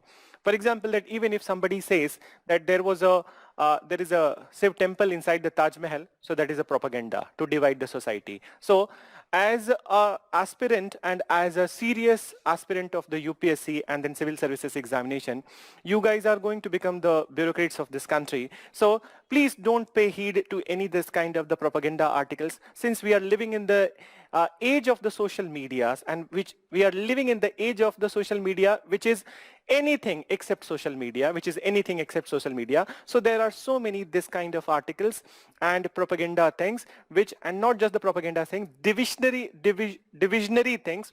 We don't need to pay any attention to these all kind of things. The moment you see these kind of articles, throw that particular entire book into the dustbin. That must be the approach. So no, and then the second question, what if she had a daughter out of her? Yes, if she had a daughter, so then she can marry. It's only about the son. Then you have asked about that, prefer male baby. It's not that overall everybody in the society was preferring the male, but generally when we were talking about the religious rituals, then so when people were praying to the god, so many of the people, they asked to the god Suvira. Then so they asking to the god Suvira, and Suvira ka matlab ye hota tha brave child. And why they needed brave child? Because brave child would be fighting the war, and we are living in the ancient ages. So brave people, brave child is required for fighting the war. So that was their connection, that they didn't needed the boy who is not at all courageous, and they needed a brave child who can fight war. So that was their wish when some of them were asking to the god. So how did they gain cow wealth? By offering how did they gain cow wealth? By offering sacrifice and yajnas and reciting. Saurabh, your question is not very clear. And let me tell you. So एक बार फिर से question को frame करो, फिर से भेज दो, ठीक है? And grammatically it must be correct because I feel that the framing of the sentence is not correct. So एक बार फिर से question को भेज दो. I will reply to your question. ठीक है? So how did they gain cow wealth? By offering sacrifice and yajanas and reciting mantras and prayers. So फिर से इसको frame करो, ठीक है? Because it will take a lot of time to myself on my side itself that to declutter the sentence. So you yourself declutter the sentence and then you send it to me. So let's get back to let's start with the later Vedic period. Acha, this brave child kind of thing when it came to yesterday, I came across a news in Times of India. So in Times of India, this you know that linemans. Have you heard about the linemans? Who are the linemans? Linemans are those if in electricity departments. They are the linemans, and linemans are those who wherever electricity cut is there, some issue with the electricity supply is there, some wire is kind of that not working. So linemen are the one who go and fix the issue over there. Then so in the electricity, all the electricity departments of India, all the electricity departments of India, it's a norm, it's a tradition that lineman duty would be given only to the males. Then, so only to the males. So yesterday there was one news in the Times of India and I was amazed with this news. Not amazed, but it's really very good that there was one lady, she is in, her age was somewhere around 35, 36 years. And she is in the electricity department when she was not given this lineman duty as per the norms. So what she did, 4 or 5 times, she climbed to the electricity pole and just to show them that, see, you are not the only one who are capable of climbing the electricity pole. We are also. Then, so it seems funny, but it is also right that it's a human mind which is imposing this kind of condition that only male can do this thing and only female can do this thing. So don't compare ancient time, that ancient time may, that if they are asking for the brave son, so they are so prejudiced, even in this age, that you are living in a modern progressive age whereby this kind of thing is there, that people think that women cannot do the lineman duty. So was Dasyuhatya? No, it was not a religious practice. It's the human ambition of controlling an area by eliminating the entire population. So Shruti, it is not a religious practice. Then it is not a religious practice. It is a human endeavor and human greed of consolidating its power, whereby they were killing the people. And this happens. I hope you know that in any battle, wherever, that if the battle is fought between, even in the modern age, if the battles would be fought, so there would be a hell lot of killing. Then, so killing is the intrinsic part of the battle. Is polygamy allowed? Oh my God, this is one thing that I didn't ask you guys. So let ask me this question to you. So many questions, many students have asked. So please tell me that was polygamy allowed in the early Vedic times or not? Answers bhejo tum log, I will tell you. So how did they got material gain by reciting mantras or offering sacrifices? How you gain? This is such a stupid question, and I will not name you. That yes, it is a stupid question. It's all about the practices. Then you are asking God, it does not mean that God will give you the first rank in the UPSC examination. Then, so I hope you are understanding. So next time, before putting the stupid question on the that before the people, try to be little bit what I will say, that wise in framing the questions. If I pray God that आज मुझे 1 करोड़ रुपए मिल जाए, so मुझे मिल जाता है. So please be oriented towards the rightful kind of questions. Then, and moreover, don't display your stupidity, your idiotic questions to me. Then I would be entertaining you. I would be teaching all the aspects in a very detailed fashion, and moreover, I'll be helping you in the preparation, but it does not mean that when you will be so foolish, so I will be just ignoring your stupidities. So next time when you are framing the question, please be attentive. So, so the question which I asked, that polygamy. So polygamy. So somebody has sent that, Ayushi has sent maybe not allowed. So she has added the word maybe. Chalo, acha hai, maybe. Then Muhammad Sajid, no, it was not allowed. So let me tell you the answer. If we, so Kajal has also sent the answer that no, polygamy was not allowed. Then Chetna, so all the time, why Chetna, you are right, that all the time your answers are right. Chalo. So Chetna has sent the right answer. The polygamy and polyandry was allowed. When we talk about, so one more answer is there, polygamy was allowed as even Kauravas and Pandavas had multiple partners. Yes, very good, exactly. So Akhil and Chetna, your answers are right.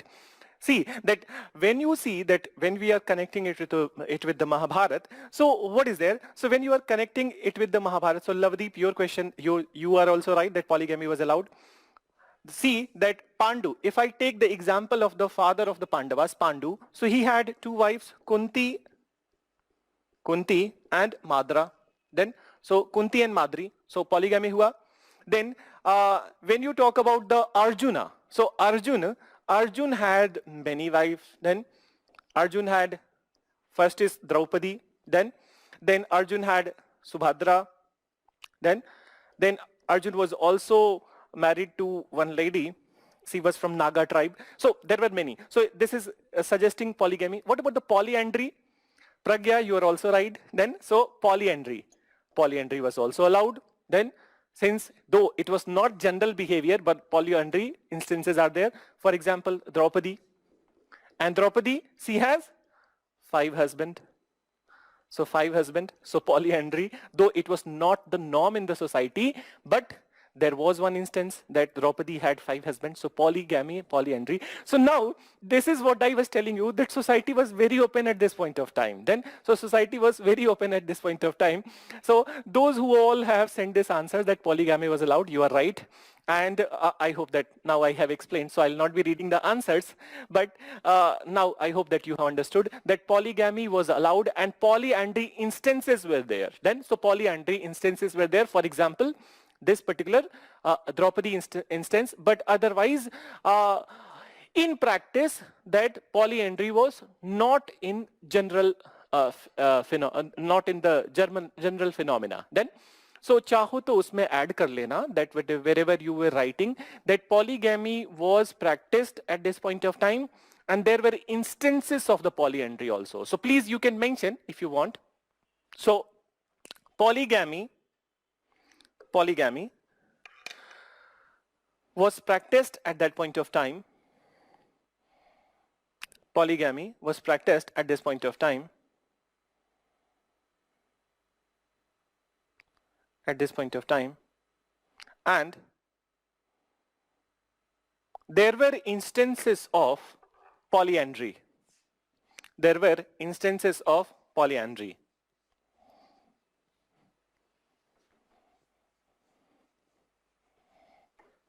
Instances of polyandry. So this is all about the early Vedic period. Let's begin with the later Vedic period. So मुझे लग रहा है कि बहुत कुछ दो topic तो नहीं हो पाएगा. Let's see.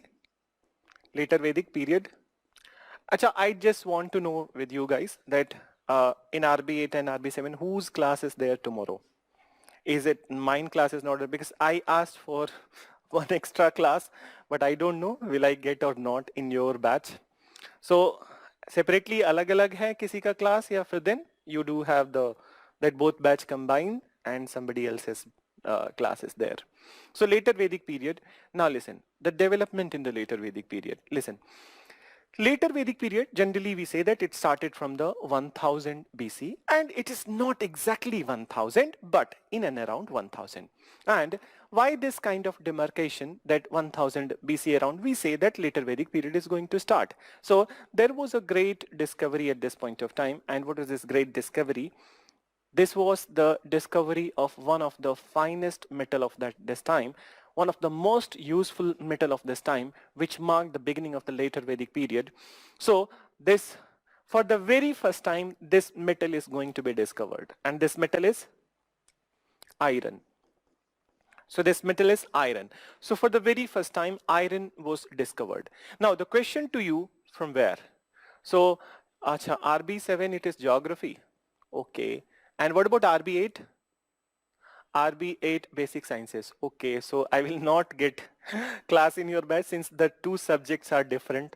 So I asked that that in morning if I get one class. चलो कोई बात नहीं. So next week maybe in the second half of the week I'll be having class because first half of the week I'm going on leave. So initial 3 days I'll not be available. So maybe that second half of the next week I'll be getting the class. चलो, so not an issue. Not an issue, लेकिन topic complete हो जाता है तो अच्छा रहता है. So you write that iron was discovered at this point of time. Now, my question to you guys, from where they discovered the iron? The place I need to know, which part? So the place I need to know that around 1000 BC when iron was discovered, so from which place, which area or rough area also you can send as an answer that which area that iron was discovered.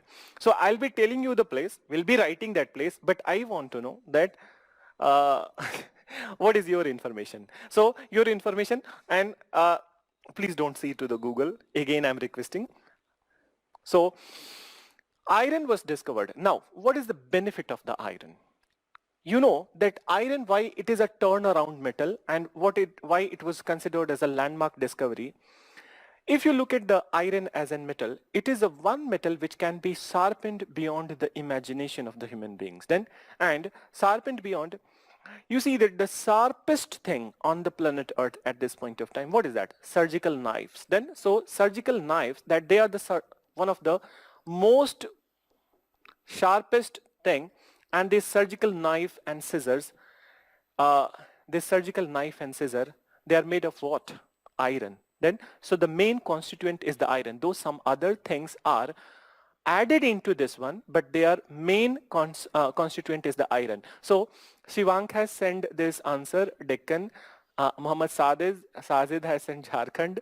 I was believing that you guys will be sending this kind of answers. Chalo, let me see that other answers then. So, aane do.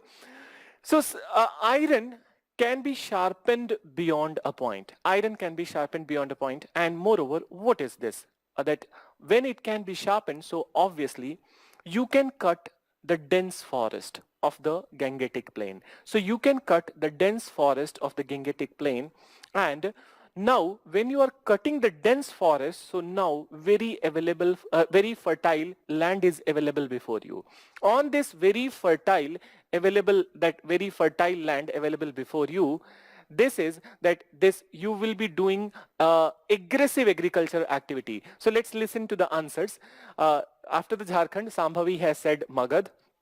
Then Kajal has said Dharwad. Pragya, Ganga, Yamuna plains. Pragya, you need to define that, you need to be very specific, that thoda sa aur bata do mere ko. Then Swapna has Videha and Eastern UP. And please delete first few answers so that I can see the last answers. Deepak, Turkey. How come Deepak, Turkey? We are talking about India, not Turkey. So we are talking about India, not Turkey. Then that Puneet has said Jamshedpur. So Puneet has said Jamshedpur. So all the answers are incorrect. All the answers are wrong, except the Pragya. But Pragya, you need to be specific. Then that which area? So Punita has said Egypt. Again, I'm saying we are not looking at the world history. We are not looking it from the perspective of the world. We are looking from the Indian subcontinent. So iska matlab ki Deepak and Punita, you are doing Google. So, and Google pe wrong information milega. So let me tell you, see, when we were talking about that early Aryans, so early Aryans, listen, early Aryans were living in which area? They were living in this area. Then, so they were living in this area. So, then again Jordan, पूरी world history यहीं पढ़ लो, सारे countries के नाम लिख दो, currency लिख दो, फिर उसके बाद देन कैपिटल भी लिख दो, फिर ये भी बता दो कि कौन सा पर्शियन गल्फ के बगल में है, कौन सा अरेबियन सी के बगल में है, मतलब पूरी हिस्ट्री यहीं लिख दो. Then Bhaskar has said Gandhar, Pakistan. No, Gandhar was not the answer.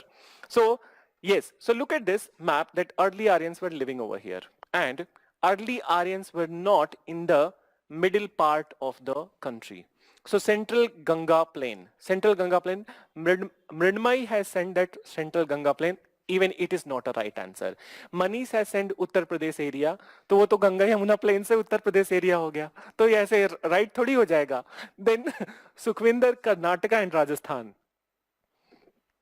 Karnataka तो समझ में आ रहा है बहुत नीचे है, राजस्थान में तो कहीं आयरन ओर है ही नहीं, so that's not there. So you see that early Aryans are living here, and then the abode of the iron ore in India is the Chota Nagpur plateau. But by the time of the early Vedic period, they didn't move to go to the Chota Nagpur plateau. At least Aryans must inhabit this area. So Gangetic and Vindhya plains, again not right. Aryans discovered the early Aryans discovered the iron from Western UP. Then, so now this is answer I have told you. They discovered it from Western UP. You must be knowing about the Saharanpur district of the UP. So Saharanpur district of the UP, and then here there were Saharanpur and Muradabad. In the stretch of this, there was a kind of a good reservoir of the iron. These Bareilly, closer to this area, these reservoirs were Atranjikheda and Jakhira. So Atranjikhera and Jakhera, from these two places iron was discovered by the Aryans. So first they are at this area in Western UP they discovered, and then they started clearing the Gangetic forest. Then they started clearing the Gangetic forest, and then they are moving to the other parts of the country, that is eastern part, the central part. So this iron discovery from the Western UP itself was the biggest landmark discovery which facilitated the further penetration of the Aryans into the other areas of India. So now I hope you understood.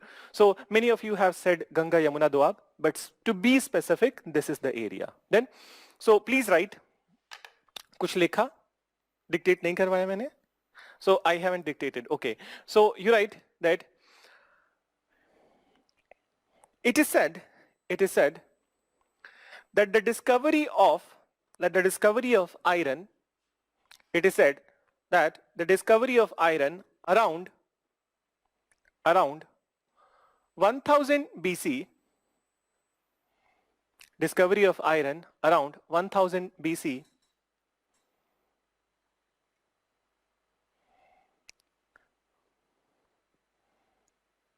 marked the beginning of later Vedic phase. Marked the beginning of later Vedic period. Marked the beginning of later Vedic period. Full stop, you write. Later Vedic period. It was discovered from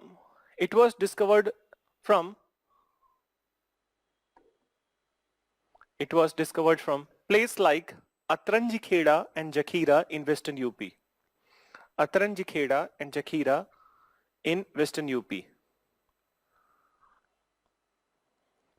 And I hope you know that when it comes to the iron ore in India, so many of you send your reply, you were sending your replies according to that where the iron reservoirs are there in India.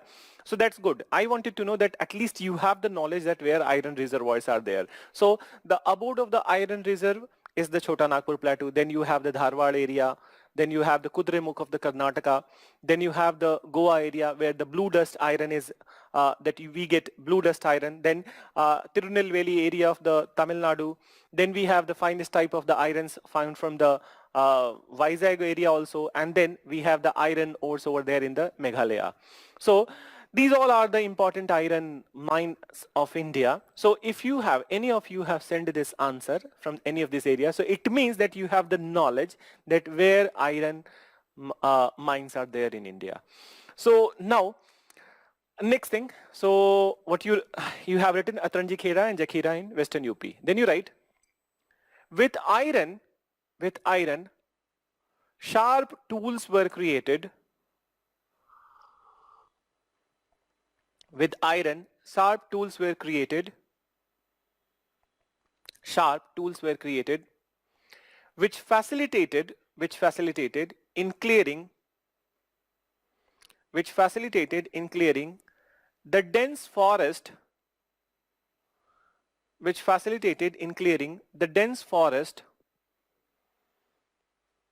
of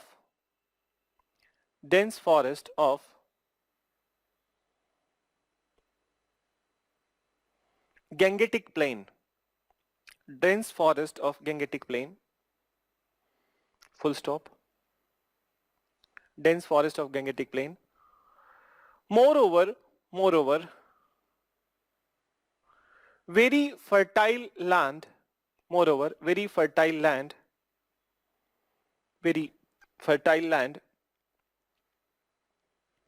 was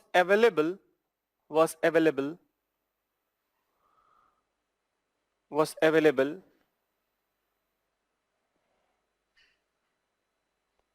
for agriculture practices.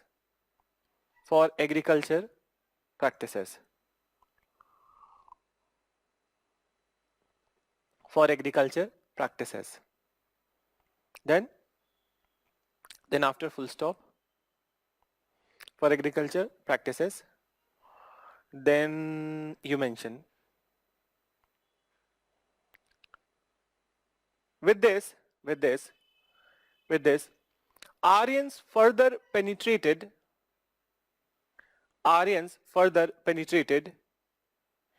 into the eastern part of the country,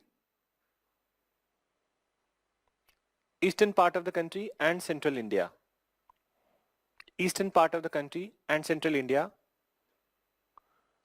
And I will be writing that they defined areas. Then so these areas, so let me write that what they were calling these all areas. So for example, that this is the original area where they came.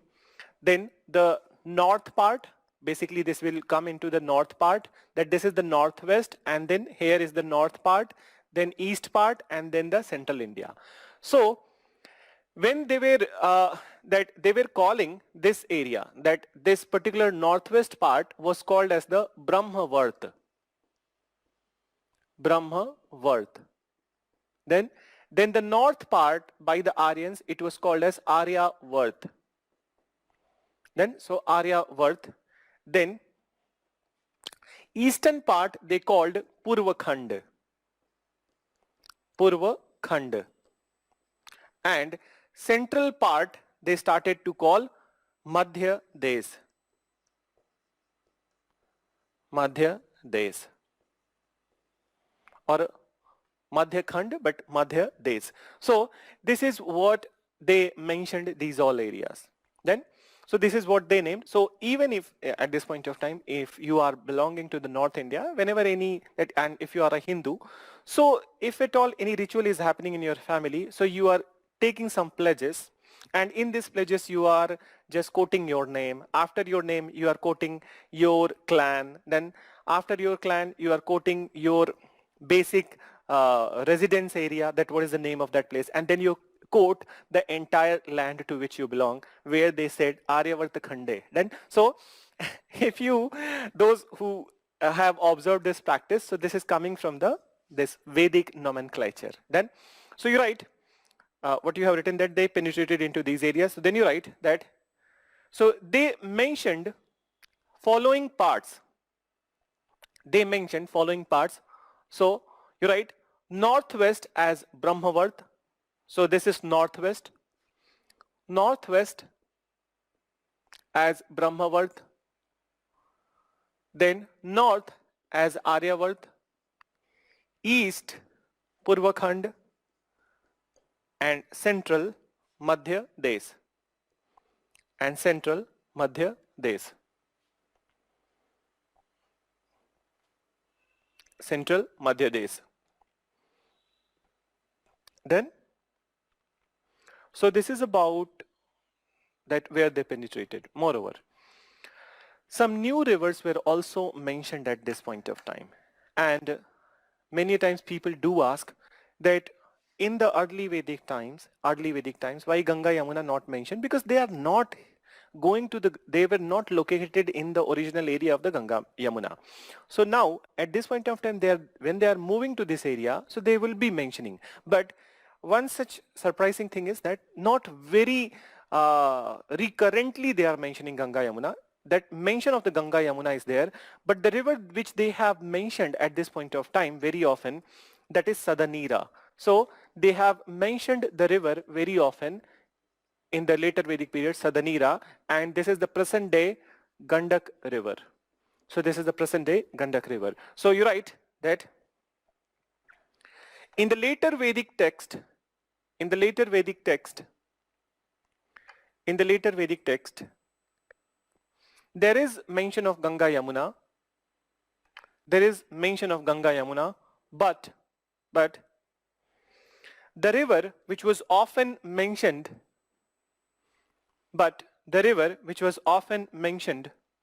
was Gandak or Sadanira. Was Gandak or Sadanira. Sadanira, and basically this time we call it Gandak. So Sadanira or Gandak. Then, so now we'll talk about the one topic I'll take today, and ये topic economy बाद में देख लेंगे.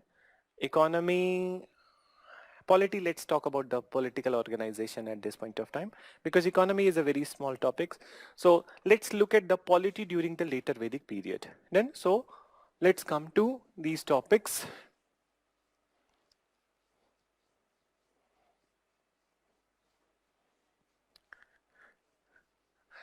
And to you guys, if at all at any place in the class, generally I don't know, I haven't seen you, and though you guys are seeing me, but I haven't seen you, so I don't know you by face then, but you are knowing me by face. So if I'm critical of your question, it's only through your question I come to know about you. So don't take it to heart then, and take it easy, but दिल पे नहीं लेने का, इसको दिमाग पे लेने का और दिमाग से काम करने का, ठीक है? So so let's get back to the polity during later Vedic period.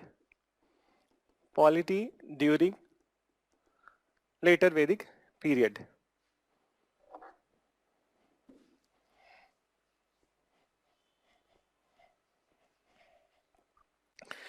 So polity during later Vedic period, I'm mentioning it first because there were so many changes in the political organization at this point of time. Now listen, that what all kind of changes are happening in the later Vedic period, and it is a further deterioration what was there at the time of the early Vedic period. So first of all, that in the later Vedic times, the political organization which was there, Rajan became much more important. That he was important in fact, but his functions became much more important at this point of time. And moreover, the political assemblies which were supporting Rajan earlier, they lost their relevance. For example, that first of all, Vidhat assembly, it disappeared completely. ठीक है? Vidhat khatam ho gaya. Then Sabha and Samiti, they were still there, but they lost their former importance. Means that they are not disappearing, they are still there, but importance nahi hai, bahut kam. For example, that there are many such if we take examples from the present day government, so there are many such committees and there are many such meetings which are just formalities. Then nothing comes out of those meetings. Then so you can say that even if that Sabha and Samiti was there, their meetings were nothing but just a kind of formality and no decision was taken. So they lost their former importance. So Vidhat disappeared. Sabha Samiti lost their former importance. So then Rajan is all powerful, but who is supporting? Who is kind of guiding Rajan? So at this point of time, there was rise of the priestly class. Then there was further rise of the priestly class, and it was the priestly class who assumed the very important position in the court, and then they were the one who started aiding and advising the Rajan. So please write, the position of Rajan, the position of Rajan became much more important. The position of Rajan became much more important at this point of time. Much more important at this point of time. Then you write, the early political assembly of Vidhat, the early political assembly of Vidhat disappeared completely.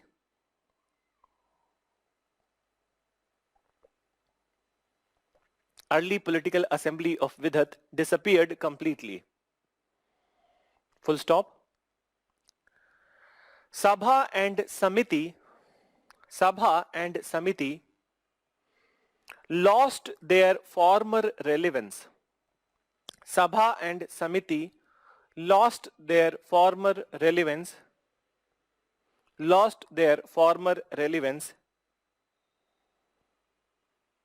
Moreover, women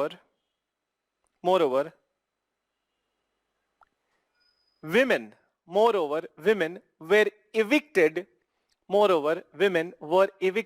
from the assembly of Sabha. बाहर निकाल दिया गया, ठीक है? So you can see that there is a kind of backwardness coming at this point of time. Then, so women were evicted from the assembly of Sabha. Then, after that you write, after full stop, assembly of Sabha. At this time,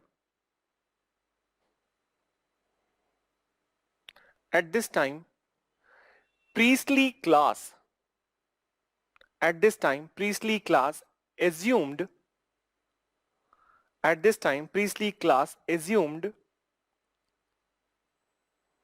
very important role of aiding and advising Rajan. So now what I need to talk over here, that is something you must have heard some places, and some of you may be knowing that isme kya hota hai.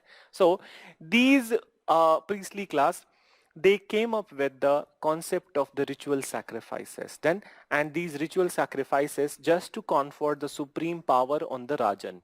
So what were these ritual sacrifices? There are three which we are going to mention. So these are the Rajasuya, Vajapaya and Ashwamedha. Then, so Rajasuya, Vajapaya and Ashwamedha. So one by one we'll be discussing these all three ritual sacrifices. So you write, to confer supreme power on Rajan,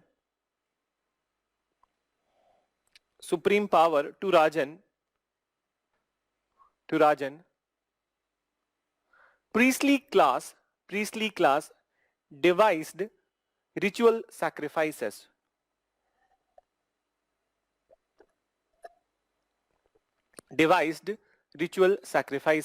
Which are as follows. So one by one we are going to discuss. These are three: Rajasuya, Vajapaya and Ashwamedha. So let's begin with the very first one. So first one is the Rajasuya. So you write Rajasuya. So what is this Rajasuya? Rajasuya, it was basically a consecration ceremony.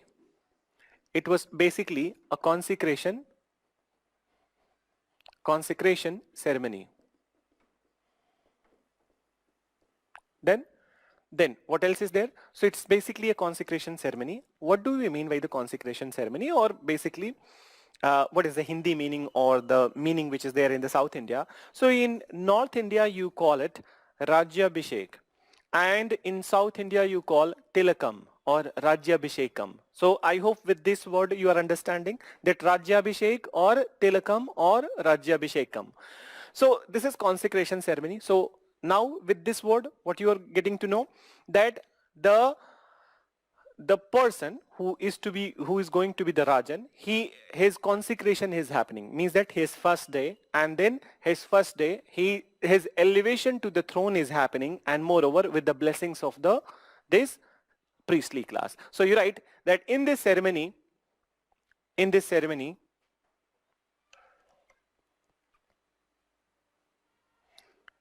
accession of Rajan to throne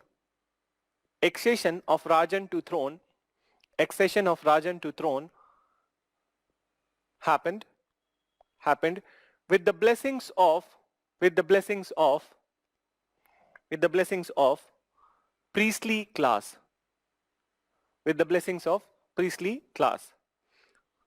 So somebody is Raja right now, and then he will start his reign. So that is the very first ceremony. Then so Rajasuya. Then second ceremony, that यहाँ पे क्या हुआ, Raja बन गया. Then so somebody became the king. Then second ceremony is about Vajpaya. So it is not at all associated with Atal Bihari Vajpayee. Then so this is a ritual sacrifice ceremony. So what is this Vajpayee? The new king has come to picture at this place. Now, this king needs to win the trust of his people, and moreover, that he needs to do something for his people. So, what he does, that in this Vajpayee ceremony, the Rajan organizes a sports event. Then, and what is this sports event? So, he organizes chariot races. Rath Yatra. Then, so chariot races, not from Somnath to Ayodhya. Then, so this is different chariot race. Then, so this Rath Yatra or chariot races. So in this, large number of people were participating. Moreover, the public was also coming to see the sports event. Then, so this is a sports event, and after the sports event is over, so the people who have participated in this sports event and the public who has come to see this, so they are given a grand feast. And you know, मुफ्त का खाना किसको नहीं अच्छा लगता? Then, so मुफ्त का खाना तो सबको अच्छा लगता है. Even you must have done it, that when you were there in your colleges, कहीं किसी की शादी हुई तो घुस गए बारात में. Then, so I will share one instance of my life with you. ठीक है? मैं ऐसे मुफ्त का खाना खाने नहीं घुसा था. There was one, and this is very recent. I think it was somewhere in 2013. Yes, it was in 2013. I'll share with you, and it's a thing of Delhi only. That there was a marriage of one of my colleague, one of my friend, and it was somewhere there in the Rajouri garden. So we were invited, and then what happened that by the night time, so we got ready, and then I took a metro. With 4 or 5 friends were there. We took a metro, and then from metro we needed to go to that venue. So that venue was little far. I think that 1 to 1.5 kilometer. So we took rickshaw. Then so we took rickshaw, not auto rickshaw, wo pedal wala rickshaw. And then this marriage hall which we went over there. So I was very first instance when I was stepping down from the rickshaw. So I told to my friends कि अरे यार लग रहा है ये ना बहुत बड़ी शादी है, बंदे ने बड़ी अच्छी शादी खींची है अपने लिए. So then they were saying हाँ यार बड़ा grand लग रहा है. So then we stepped down, and then I started noting down only Mercedes and big cars were there, and nobody was even coming with the Ola Uber. ये भी नहीं, Ola Uber तो था नहीं उस time पे, but nobody was coming even with the Meru also. Then that everybody had their own car, and then the gateman who was there, he was looking at me with the suspicion, रिक्शे से कौन आता है? Then so I was like कि अरे यार मतलब कहीं हम लोग गलत तो नहीं आ गए? This is I said this thing that कहीं गलत तो नहीं आ गए? And the marriage hall name was exactly similar. So what happened? We went inside and we started eating all those things. And you know, in student life, particularly when you are preparing for the UPSC examination, at that point of time, preparing for the UPSC examination, so then it seems like that all the time you are in a very small room, and one fine day you get to eat so many things in a party. So as if that we were like that कि आज तो इतना खा लेंगे जितना पिछले 20 सालों में ना खाया हो. So then we started moving, jumping from grass, hopping from one place to another place, and we had a good thing, good full stomach, and then we started strolling down. Finally, the groom came over there he came to the bride and groom, they came over there on the stage. And then I noted down, I said to one of my friend, अरे यार ये इतने दिनों में गोरा कैसे हो गया? सांवला से इतना गोरा? So they said, कुछ तो चल मिल के आते हैं, हो सकता है कुछ चेहरे पे लगाया हो.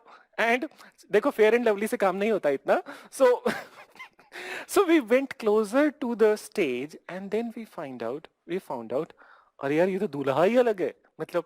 And I was like चुपचाप भाई सब लोग अलग अलग होके निकल जाओ. We move out of the marriage hall and then we realized that the adjacent was the mediocre marriage hall was meant for us, not this grand one. So, but I did had a feast of my life in that particular marriage. Though after that we have attended so many things, but this was the first grand feast of my life. So here also, who doesn't likes to have a grand feast? मुफ्त का खाना किसको नहीं अच्छा लगता? So here also, that public was so that they were so happy with their own king कि चलो कम से कम इतना तो सोचा कि मुफ्त का खाना खिलाया. So here the king is appointed. Here he is winning the trust of the people. Then comes the Ashwamedha. So please write this Vachapeya. So in this ceremony, a sports event,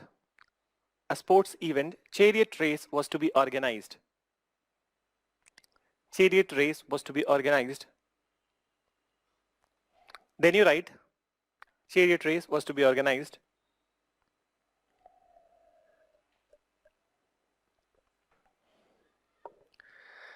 Then further you mention, after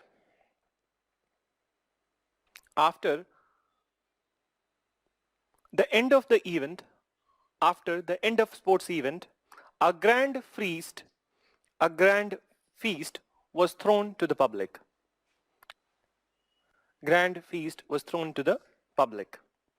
Then come to the last one, that is the Ashwamedha. So I hope you must have studied at many places और थोड़ा बहुत तो knowledge होगा अश्वमेधा के बारे में. So we are just quoting it here, that what is this Ashwamedha. So in this Ashwamedha, that first king coming to picture, second he is winning the trust, third is about people will fight for him. So Ashwamedha, that people now trusting him, now they will fight for him. So this is what is the Ashwamedha. So in Ashwamedha, you know the process, that what they do. So in this Ashwamedha, that one very healthy horse is chosen. Then that healthy horse will be carrying the flag of that particular kingdom. And moreover, this horse would be bruised a little bit. So they will bruise the horse. What they will do, that some of the vein of this horse would be cut. So when the vein would be cut, blood will start oozing out. And when blood will start oozing out, so horse would be in pain. When the horse would be in pain, it will start running. So when the horse will start running, so it will be carrying the flag of the kingdom, which is performing the Ashwamedha. Now, what is this? That why this all is happening? So horse with flag is running, and horse is followed by the troop, that army of this person. So army of this person.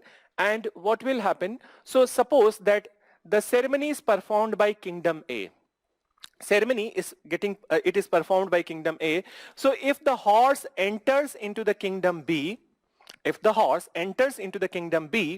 so if the ruler of the kingdom B, listen, if the ruler of the kingdom B does not captures the horse, so it means that he has accepted the supremacy of the Ashwamedha king. So he has accepted the supremacy of the Ashwamedha king. But what if B captures, the king of the B, he captures the horse, so then it means that there would be a fight between A and B. So there would be fight between A and B, and in this fight, whoever would be victorious, so suppose B becomes victorious, so he will annex A. So this is the process of the Ashwamedha. So Ashwamedha is all about the territory expansion. So please write that this ritual sacrifice was associated with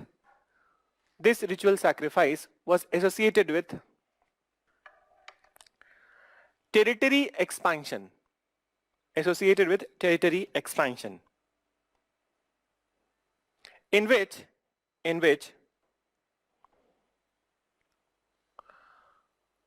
a bruised horse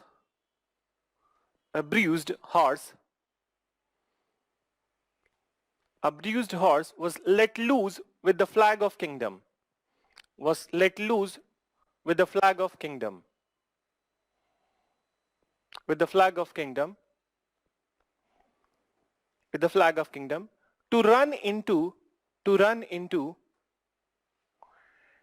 territory of other kingdoms, to run into territory of other kingdoms, to run into territory of other kingdoms, full stop. Then further you mention, to run into territory of other kingdoms, then after full stop, if the ruler of other kingdom, if the ruler of other kingdom captures the horse, if the ruler of other kingdom captures the horse, then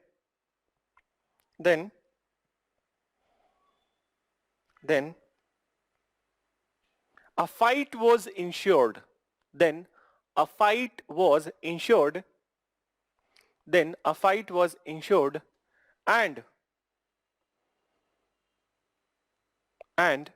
a fight was ensured, and whoever would be victorious, will control the entire territory, will control the entire territory, will control the entire territory, full stop. But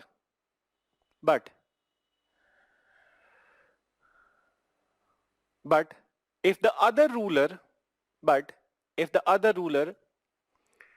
does not captures the horse, but if the other ruler does not captures the horse, then it means, but if the other ruler does not captures the horse, then it means he has accepted, then it means he has accepted supremacy of Ashwamedh king.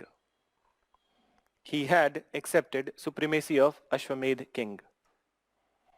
Supremacy of Ashwamedh king, full stop. And one last information about this Ashwamedha king or Ashwamedha Yajna. So that on the last day of this ceremony, the horse is brought back to kingdom, it is sacrificed. And this sacrifice does not happen with sacrifice of just the horse, but killing of the many other animals, which included that in some areas that it was 21 sterile cows and more than 200 bulls were also sacrificed in this ceremony. So indiscriminate amount of animal killing is happening at this point of time. I will connect this thing when I'll be talking about the Buddhism and Jainism, that why they rose rapidly, and there was no such that it was one of the factor was indiscriminate killing of the animals in the Vedic Hinduism, particularly later Vedic period. So you write, on the last day of ceremony, horse was brought back to kingdom, horse was brought back to kingdom, and it was sacrificed along with 21 sterile cows and more than 200 bulls.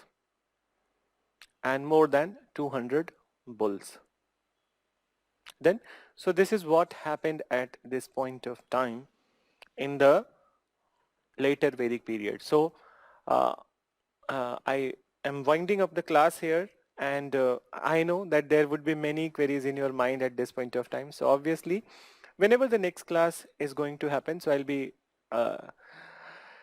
replying to your queries, and moreover, we'll be able to complete this part, and then also I'll be starting with the Mahajanpad history, particularly the Magad history.